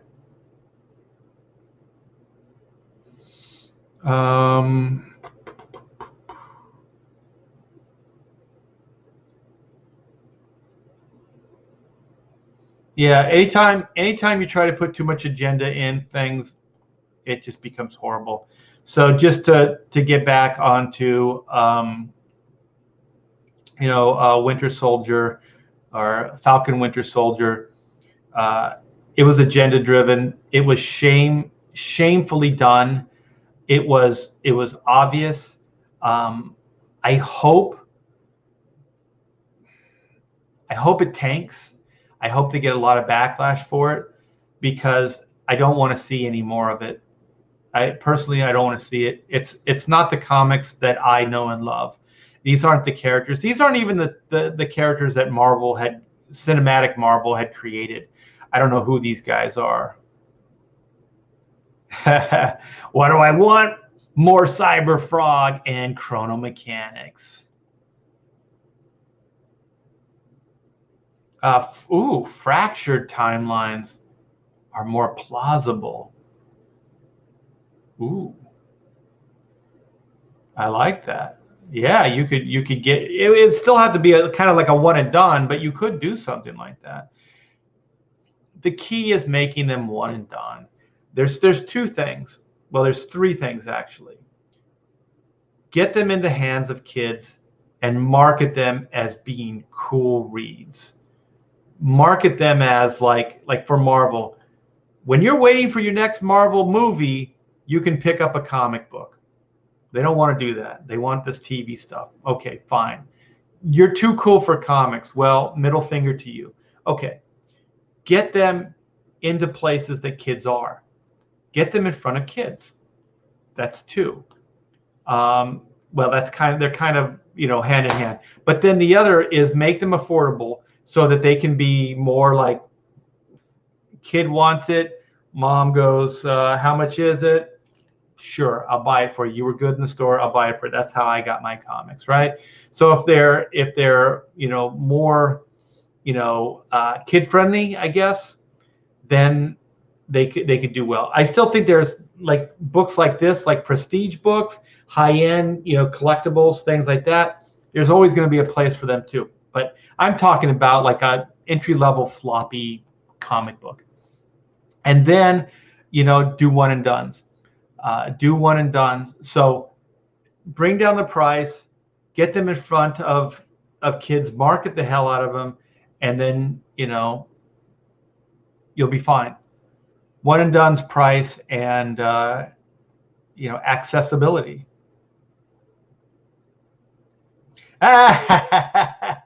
DC took a dump and called it the multiverse. Yeah, I think that's what they're going to explore with this J.J. Abrams something or other. I'll tell you, these people are fucking stupid.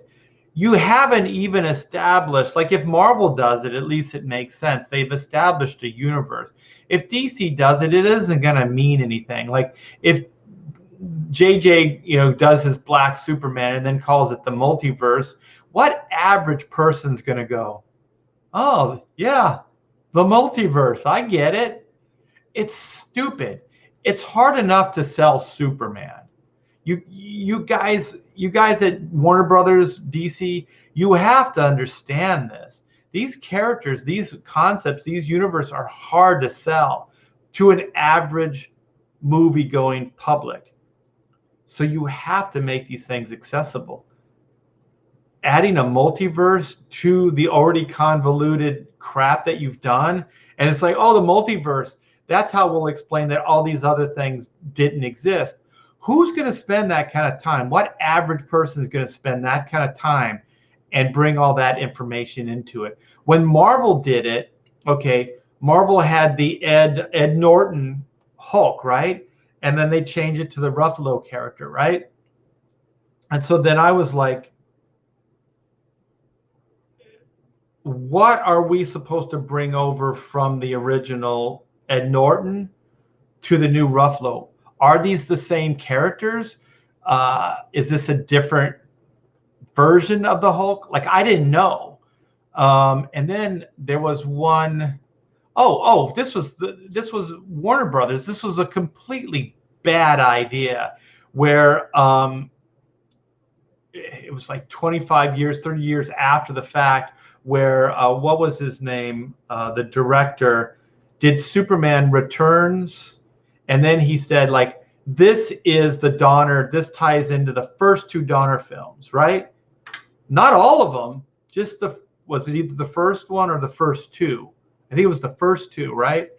So the first two Superman Donner films that came out decades ago, we're going to tie this new movie into it, right?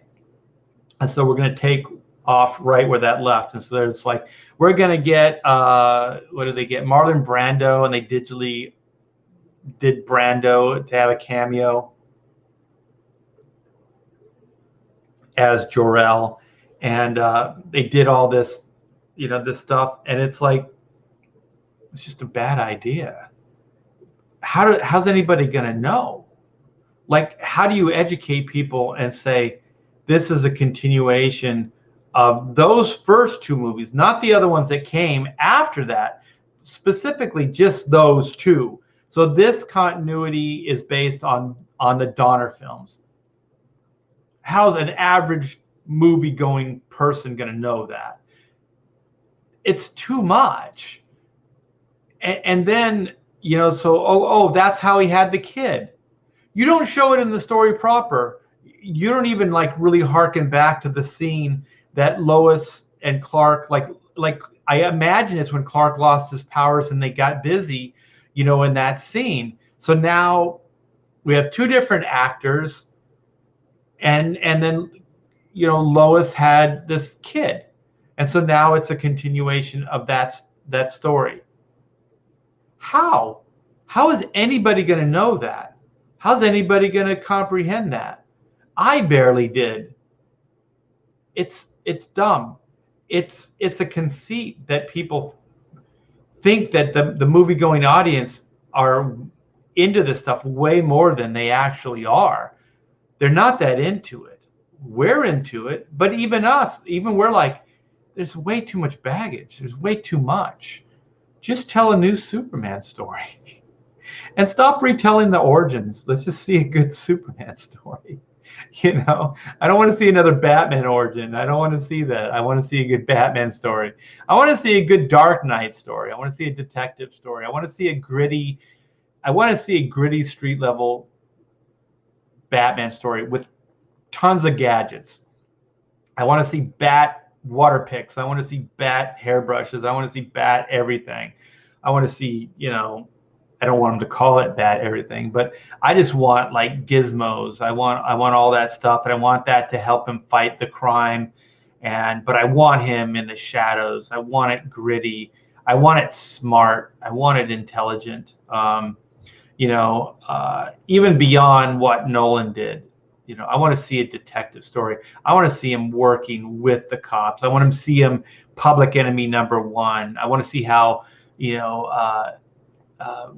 Gordon deals with it, how he walks that fine line between like, I know he's doing the greater good, Batman's doing the greater good, but I have to hide this, from the rest of the precinct, from the world, because I know that Batman's doing the greater good, but people aren't going to understand. So,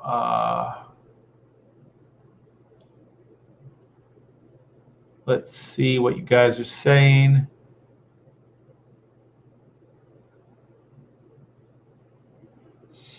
Oh yeah, that Ta-Nehisi Coates or whatever that. I don't care. He's a piece of shit. Just horrible. Like, if you don't like it in America, go to Africa. Go wherever you want. It's a free world, man. Just go where you're going to be happy. That's why I know it's bullshit. I know you don't mean it. Like, if you got what you wanted, you would be completely miserable. Okay, so Coates writing the screenplay turned me completely away to the movie is going to be filled with racially charged political narrative, and Lex Luthor might be Jordan Peterson. So Jordan Peterson is going to play Lex Luthor. Jordan Peterson. I always get that mixed up with that speaker, the doctor. What is his name? Something Peterson. But Jordan Peterson, that's the guy from Black Panther, right? If that's the guy I'm talking about, Yeah, he's a really good actor, but I don't know. I don't like. It's too much. Yeah, J.J. Abrams and T. Coates is a match made in hell. Yeah, it's just too much for people. Like they're looking for headlines like, "Oh, J.J. Abrams is a brave man. You know, he's doing the Black Superman." People don't freaking care. The average person does not care. This is just virtue signaling to their own friends. Like they're just making these movies to virtue signal and get attaboys from their own community. Like these are not like things that people want.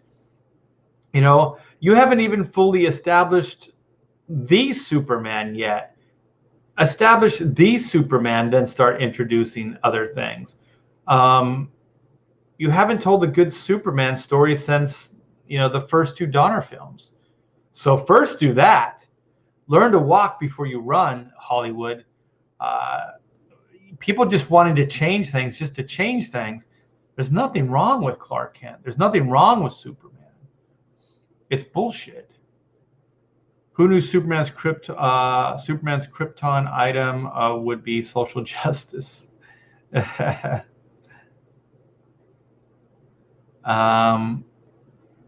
don't care. It's just a platform to push their agenda. Yeah, and I think they look good to their peers. Their peer group is like, yeah, way to go. You're making the Black Captain America. You're progressive. Have a freaking story. You didn't have a story. I'm not necessarily opposed. I'm opposed to anybody being Captain America, white, black, or whatever. But if you want a race swap, whatever. But make sure it's a character that it feels right, and make sure that it's a story that will work. Like make the story work.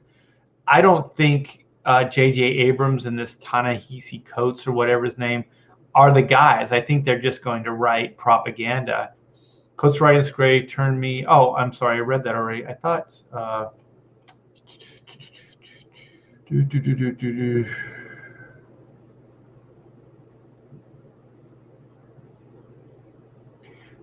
Speaking of Spider-Man, I thought that Into the Spider-Verse was pretty good. I thought, but it was also still in the context that there was a Peter Parker and there was an original Spider-Man.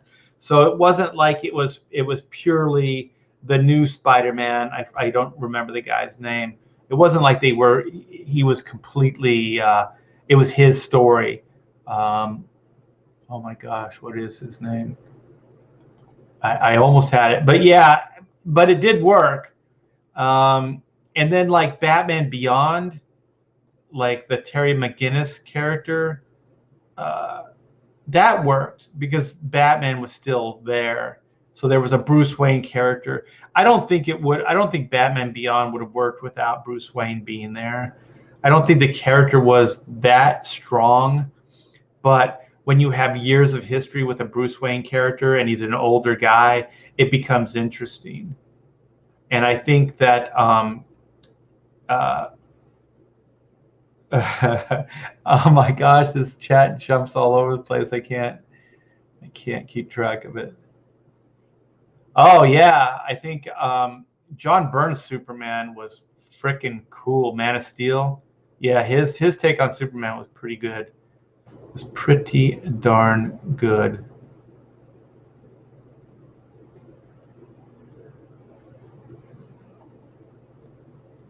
Yeah, not that guy.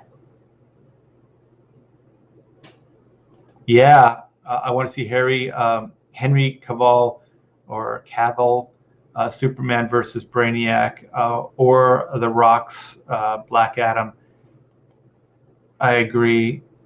Yeah, I thought they cast a good guy as Superman. I thought the guy that they had before was a pretty good Superman too.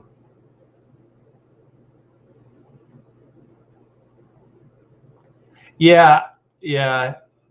I thought that was really like, dude, what the hell, man? If you can't listen to Jordan Peterson and realize he's not evil guy. Like, why would you even go after him?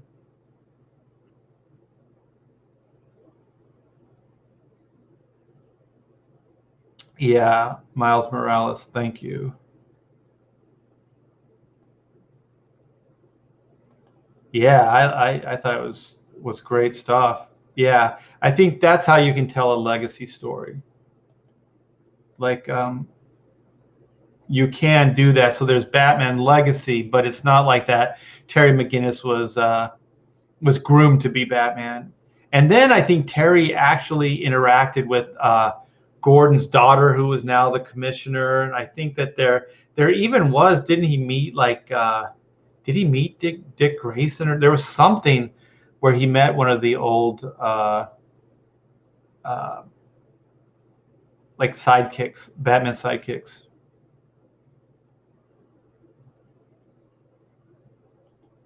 Well, Bruce was Batman. Terry was the Beyond part. Yeah.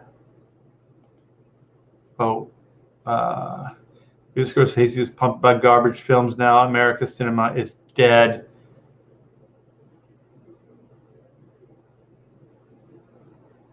Oh, that's right. Yeah. So, like, morally, yeah, he left his nephew. Yeah, the Wakandans weren't all that good. Oh, yeah, it was Tim Drake, I think, in Batman Beyond. That was a pretty heartfelt story, man. That thing ripped at your heartstrings.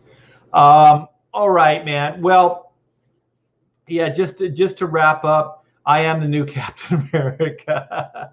I'm gonna go get my garbage can shield, and I'm gonna fight crime by riding the rails and becoming a Native American and finding a vial of super soldier serum and all this crazy ass shit. Leave him alone. Steve Rogers is Captain America. That's all. That's all there is. Falcon's a great character. He's a great character. The cinematic version of the Falcon is killer. No one had a problem with it. Everybody loved it. The character, if you were going to do it, if the cinematic universe was going to make a new Captain America, it makes more sense that it's Bucky Barnes. Also, Bucky then becomes, he has the potential. He always has the potential to be a Captain America, like a Steve Rogers Captain America, but he has this wiring, so he's more complex. Like he's not squeaky clean. He's not a squeaky clean Captain America. He can be, but he still has this wiring. And I think then not to like make it seem like the Falcon then would be a sidekick to Bucky Barnes. They would very much be like equals in a buddy cop way. But I think then Sam would have a way to help Bucky, not just like, we're fighting, like we're a team in this fight, but also just like with his finding the right thing to do, doing the right thing, stuff like that. So then you have, like, if Sam was worthy of the shield, then that his morality is rock solid, right? And then you have this guy that can actually be more Captain America. He can hold the shield, he can fight, he can do all these things. Then you have that with the team up of the Falcon, because the way they set it up is that if you were going to tell any Captain America story moving forward, with that Chris Evans character, with him being Steve Rogers, you would have to have the Falcon in the story, because the way they set it up, like, you can't see Captain America going on an adventure without the Falcon. So they are very much like compatible. They're very much like a team now. So it just stands to reason, now that you have this Bucky Barnes and you're getting these two together as like, they both kind of have ties to Captain America. They could kind of be a combined Captain America, but the physical persona of Captain America would have to be Bucky Barnes, because he's the only one that could be truly Captain America, unless Sam gets the super soldier serum, which I think would be a completely dumb and stupid move. But any super villains, that Sam was to fight, he'd be knocked out completely. And just a little tangent, I'm gonna let you guys go. There's a scene in the Winter Soldier Falcon that there's hostages on this SWAT transit truck. And so for some reason it goes over and it's on top of a new building that's being built. It's all these girders, right? And it's kind of sitting on the edge, right? So then the U.S. agent or whatever, John Walker, sees this and then runs over and stops it because he's got super soldier, stops it and then starts pulling it back. And then he gets, like, the villains come and start attacking him, and so he can no longer hold it. So then it's not really set on solid ground. So it's still, once he lets go, it still starts rocking. And then it's horrible. The Falcon / Captain America flies up. He grabs the truck and then flies it up and then helps set it over. He doesn't have super strength. How the hell was he able to do that? And then they have like these turbo things, like his wings go into turbo and they start going, they're really, going overtime. So that's how they try to explain, like, oh, he can do this because these jets on his back give him an extra boost. His arms aren't super strong. His body isn't super strong. He was still holding it up with his hands. He didn't clamp the wings onto it and then the wings brought it up. He still had to hold it with his arms. That's the problem. He's not going to be able to be Captain America at all. So, it just, you have to suspend disbelief to watch these things, but there's some things that you just can't look past. And that was one of them. When that happened, I was like, John Walker was the hero. John Walker was the guy that saw the need and was filling the need. He was the guy that saved those guys. If he didn't act when he did, they would be dead. And then the Falcon / Captain America comes in and then takes the glory. I was like, one, it doesn't work. He couldn't do it. And two, why didn't you just give it to John Walker? Why didn't you just let him pull it all the way up? Or at the very least, have something else happen where they had to work together. So John Walker's holding it. He's getting fired upon. He's trying to stay safe. And then the Falcon sees this. So John Walker's barely holding on to it, but he would have been able to do it. And then the Falcon / Captain America flies in and then somehow figures out a way to help. But he doesn't do it on his own. He does it with the help of a super soldier. It would have been more believable, but also it would have put the focus on the fact that he couldn't do it on his own, meaning he can't be Captain America. So stupid. Yeah, Captain America with broken hands, broken forearms, broken shoulders, cracked joints. He wouldn't have been able to do it. It was really dumb. Okay, here's Cam. He was using the jets, but it would have just crushed him between. Exactly. Yeah, once the jets fired up, yeah, he would just been shoved right into the truck. Like, he didn't have the strength to be the buffer between these two powerful entities. He would have just been squished like a like a Captain America Falcon sandwich. I have another joke there, but I'm not going to say because it's racially insensitive by today's standards. Yeah, it was ridiculous. It was agenda driven. It was none of the motives worked. I thought it was a complete cluster F from start to finish. I found nothing good about it. There were some cool fight scenes, And the only thing that I thought was good in it was Zemo.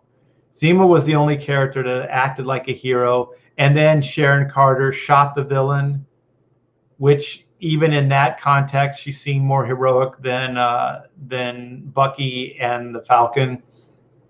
Horrible. If this is the way we're going to start writing heroes, the Marvel universe does not stand a chance. These are too nuanced, too gray area. The morality doesn't work, so you can't follow it. It doesn't feel organic. It doesn't feel satisfactory. I didn't feel good at the end. I think like these stories, you should feel like good at the end. You should feel like something was achieved. I didn't feel that at all. I felt like the world was a worse place at the end of the series than it was at the beginning of the series. It's just bullshit. It's just bullshit. They're making these characters too dark, dealing with too much reality, too much agenda.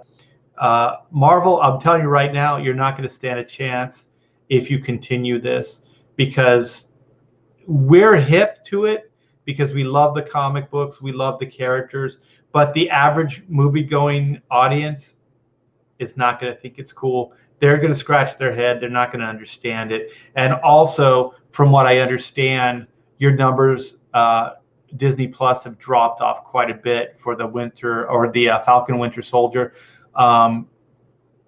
It's not working. It's not working. I thought that that WandaVision was interesting and quirky enough that it worked, and then I did have some problems. I thought it was slow at the beginning, and I thought the end was a little, it didn't set it up the way I wanted to set it up to go further. And then I found out later that I guess that Doctor Strange was supposed to be in it, and they cut him out because the scene was mansplaining to Wanda.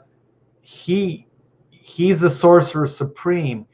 Anybody that had magic in the Marvel universe, he would be not condescending, but he would know more than them. So he would always be in a mentoring position or in a position of superiority, just based on what you called him. You called him the Sorcerer Supreme. Wanda is not called the Sorcerer Supreme. She's a powerful character that doesn't have control of her powers. That's an interesting character. It doesn't make her worthy of Sorcerer Supreme. So I thought you guys are playing agenda where it doesn't need to be played. I don't think anybody's going to take, oh, he's mansplaining her. I think both of those actors are good enough that they could pull it off, and it wasn't going to feel condescending. And also, even if it did feel a little condescending, let's face it, what is it, Benedict Cumberbatch as Doctor Strange always kind of seems a little condescending. It's just the way the character is, the way the character is portrayed, the actor, you know what I mean? So he's not a warm, fuzzy character. He's kind of this detached guy that's no nonsense. So, yeah, and then they cut it out because supposedly, I don't know for sure, that he was mansplaining. But even in the comic books, he comes in, and then from what I understood, he was supposed to have, or Wanda was supposed to have a cameo in the new Doctor Strange film. So I don't know, way to piss on a good story idea, things that people would have loved for agenda. People would have loved a Doctor Strange cameo in that. They would have dug it, man, and it would have fit, because what you're doing is you're connecting dots with, the magic-based Marvel universe. I was talking to Pamela, my wife, the other day about some of these things, and she said, "Oh, it's okay for a villain to villain-splain to Wanda what's happening, but not a hero. Like a hero can't tell Wanda, X, Y, Z, but that villain could." And I'm just thinking, yeah, that's a good point. The villain comes in and tells Wanda all these things, but I guess it's okay for a female villain to say these things, but not, a heroic male. Yeah, it's just so stupid. It's so dumb. Hollywood, anybody that subscribes to this is why it's dumb. Tearing down one to make another look good is always a bad idea. And most people understand that. Just stop doing it. You can have both. Both can exist. You can have two heroes. You can have a male, female hero. You can have a black. You can have a white hero. You can have all the in between, Asian, black. You can have everything. They can all be heroic. But don't tear one down to make the other seem better or stronger or superior. And stop with the swapping of characters. There's one Superman. There's one Clark Kent. There isn't a black Superman. And besides, if you're going to do a black Superman, there was Steel, and Steel works way better motivationally than anything you're going to be able to do this multiverse stuff. It's dumb. It's dumb. And King Toad is going to leave us with the high note. Elizabeth Olsen is super hot. She's pretty. I don't know about super hot, but I love her as Wanda. I think it was great casting. I thought at first I didn't think she had the acting chops, when they did WandaVision, because I didn't think she successfully did, like a Lucille Ball and whatever else characters that she was trying to do the old sitcom stuff with. But it could have been some of the writing and the situations.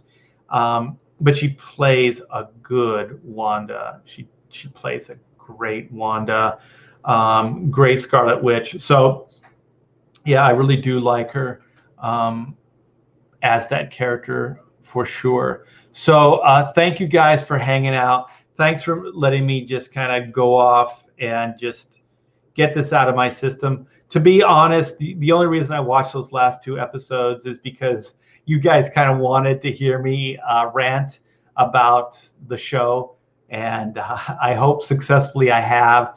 These are just my hot takes on it. It seems like a lot of you guys agreed with them, which is good. So I'm not out, in left field, with my points of view, and that other people are seeing these things too. Marvel, to go forward, to move forward, you're going to have to stop the agenda and stop tearing down an established character. Like, you also, oh my gosh, I could go on forever. You shit on Steve Rogers in this whole story. Like, you made Steve Rogers, Captain America, look bad. Like, as soon as you brought that, black guy from the past that the government did extra, experiments and stuff like that on, you made Captain America look bad, and you made America looking bad. I'm just real quick. I'm going to tell you how you do those ideas. Okay. They did this on purpose. Marvel and Disney did this on purpose. They were saying they throughout the story. They didn't say there was an organization within the government that did these super soldier experiments on me. This guy, I don't remember the character's name, the older, black guy that was still, that did this, had the super soldier stuff in his life taken from him and all that. Compelling character, but this is how you do it. You don't make America, you don't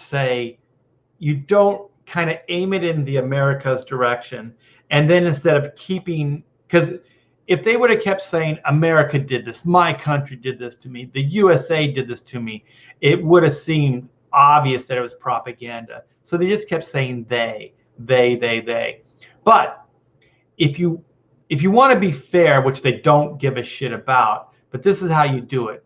They say there was a rogue division of the government that did these horrible things to us.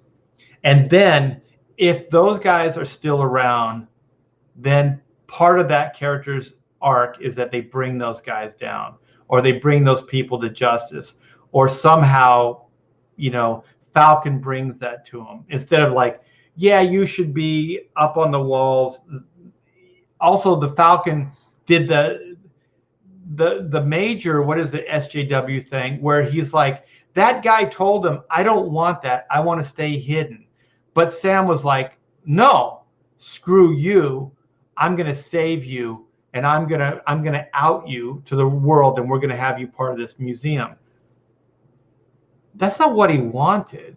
Like, SJWs fight battles on behalf of people that don't want them to fight battles. And Sam did exactly that. Sam went and fought this guy's battle in a way he didn't want to. What would have been better is if he said, I looked into the government. It was a small group of people. It wasn't the whole government. And they all were put to death, or they all spent their days in jail. There was justice done. You still paid the price for it, and that's horrible. And nothing can get that back. But just know that it wasn't your country that did this to you. It was these rogue assholes. And we have to get past these big overarching, like, everything is this or everything is that. Like, everything in the American government, everything in America is not bad. There are bad people in the government. There are good people in the government. There are bad people that are cops, and there are good people that are cops. Like, fuck, what are we in elementary school? What are we, little kids? Like, even in school, I knew this stuff, you know. But it's very childlike. It's like, well, if you're a cop, then you're racist. If you're white, systemic racism. Like, this is very childlike. This is very immature. Life is not like that. Good and bad are happening constantly. There are good people battling bad people all the time. So if you want to tell that story, that's how you tell it. You know, you give that character justice, and you say those people, you know, the government cleaned house. They realized what these people had done, and all those people were put away for the rest of their lives, and they're all dead now, you know, because they didn't have super soldier, you know, serum. So they aged out and died, you know, in the worst of ways, in the worst prisons of, you know, in the world, or whatever the thing is, to make it seem like justice was served. You know, but you're not America bashing. You're saying there are problems in America, and there are bad people that abuse that power. But all of America isn't bad. But that would be trying to be fair with your story, and that is not what they were doing. Oh, I'll address this. Yeah. I think a lot of the guys had a bunch of work to do, so we just thought it was, well, I was game, but they thought you know, it'd be better to get their work done, which was probably good, because a lot of those guys have campaigns, so they're trying to get their books done for campaigns. I'm kind of in between campaigns right now, so nice zit art. This is not a zit. It's a mole. It's a mole. You can't stop looking at it once you see it. Those old ball guys can't hang with art. You got that right. All right, you guys. Well, thanks again. I do appreciate hanging out, and all your comments are the best. I love interacting with you guys. I look forward to just pontificating and going off on tangents and hanging out with you guys. It's great. Comicsgate rocks. It's a great community, and you guys have a great day. Take care, and I will see you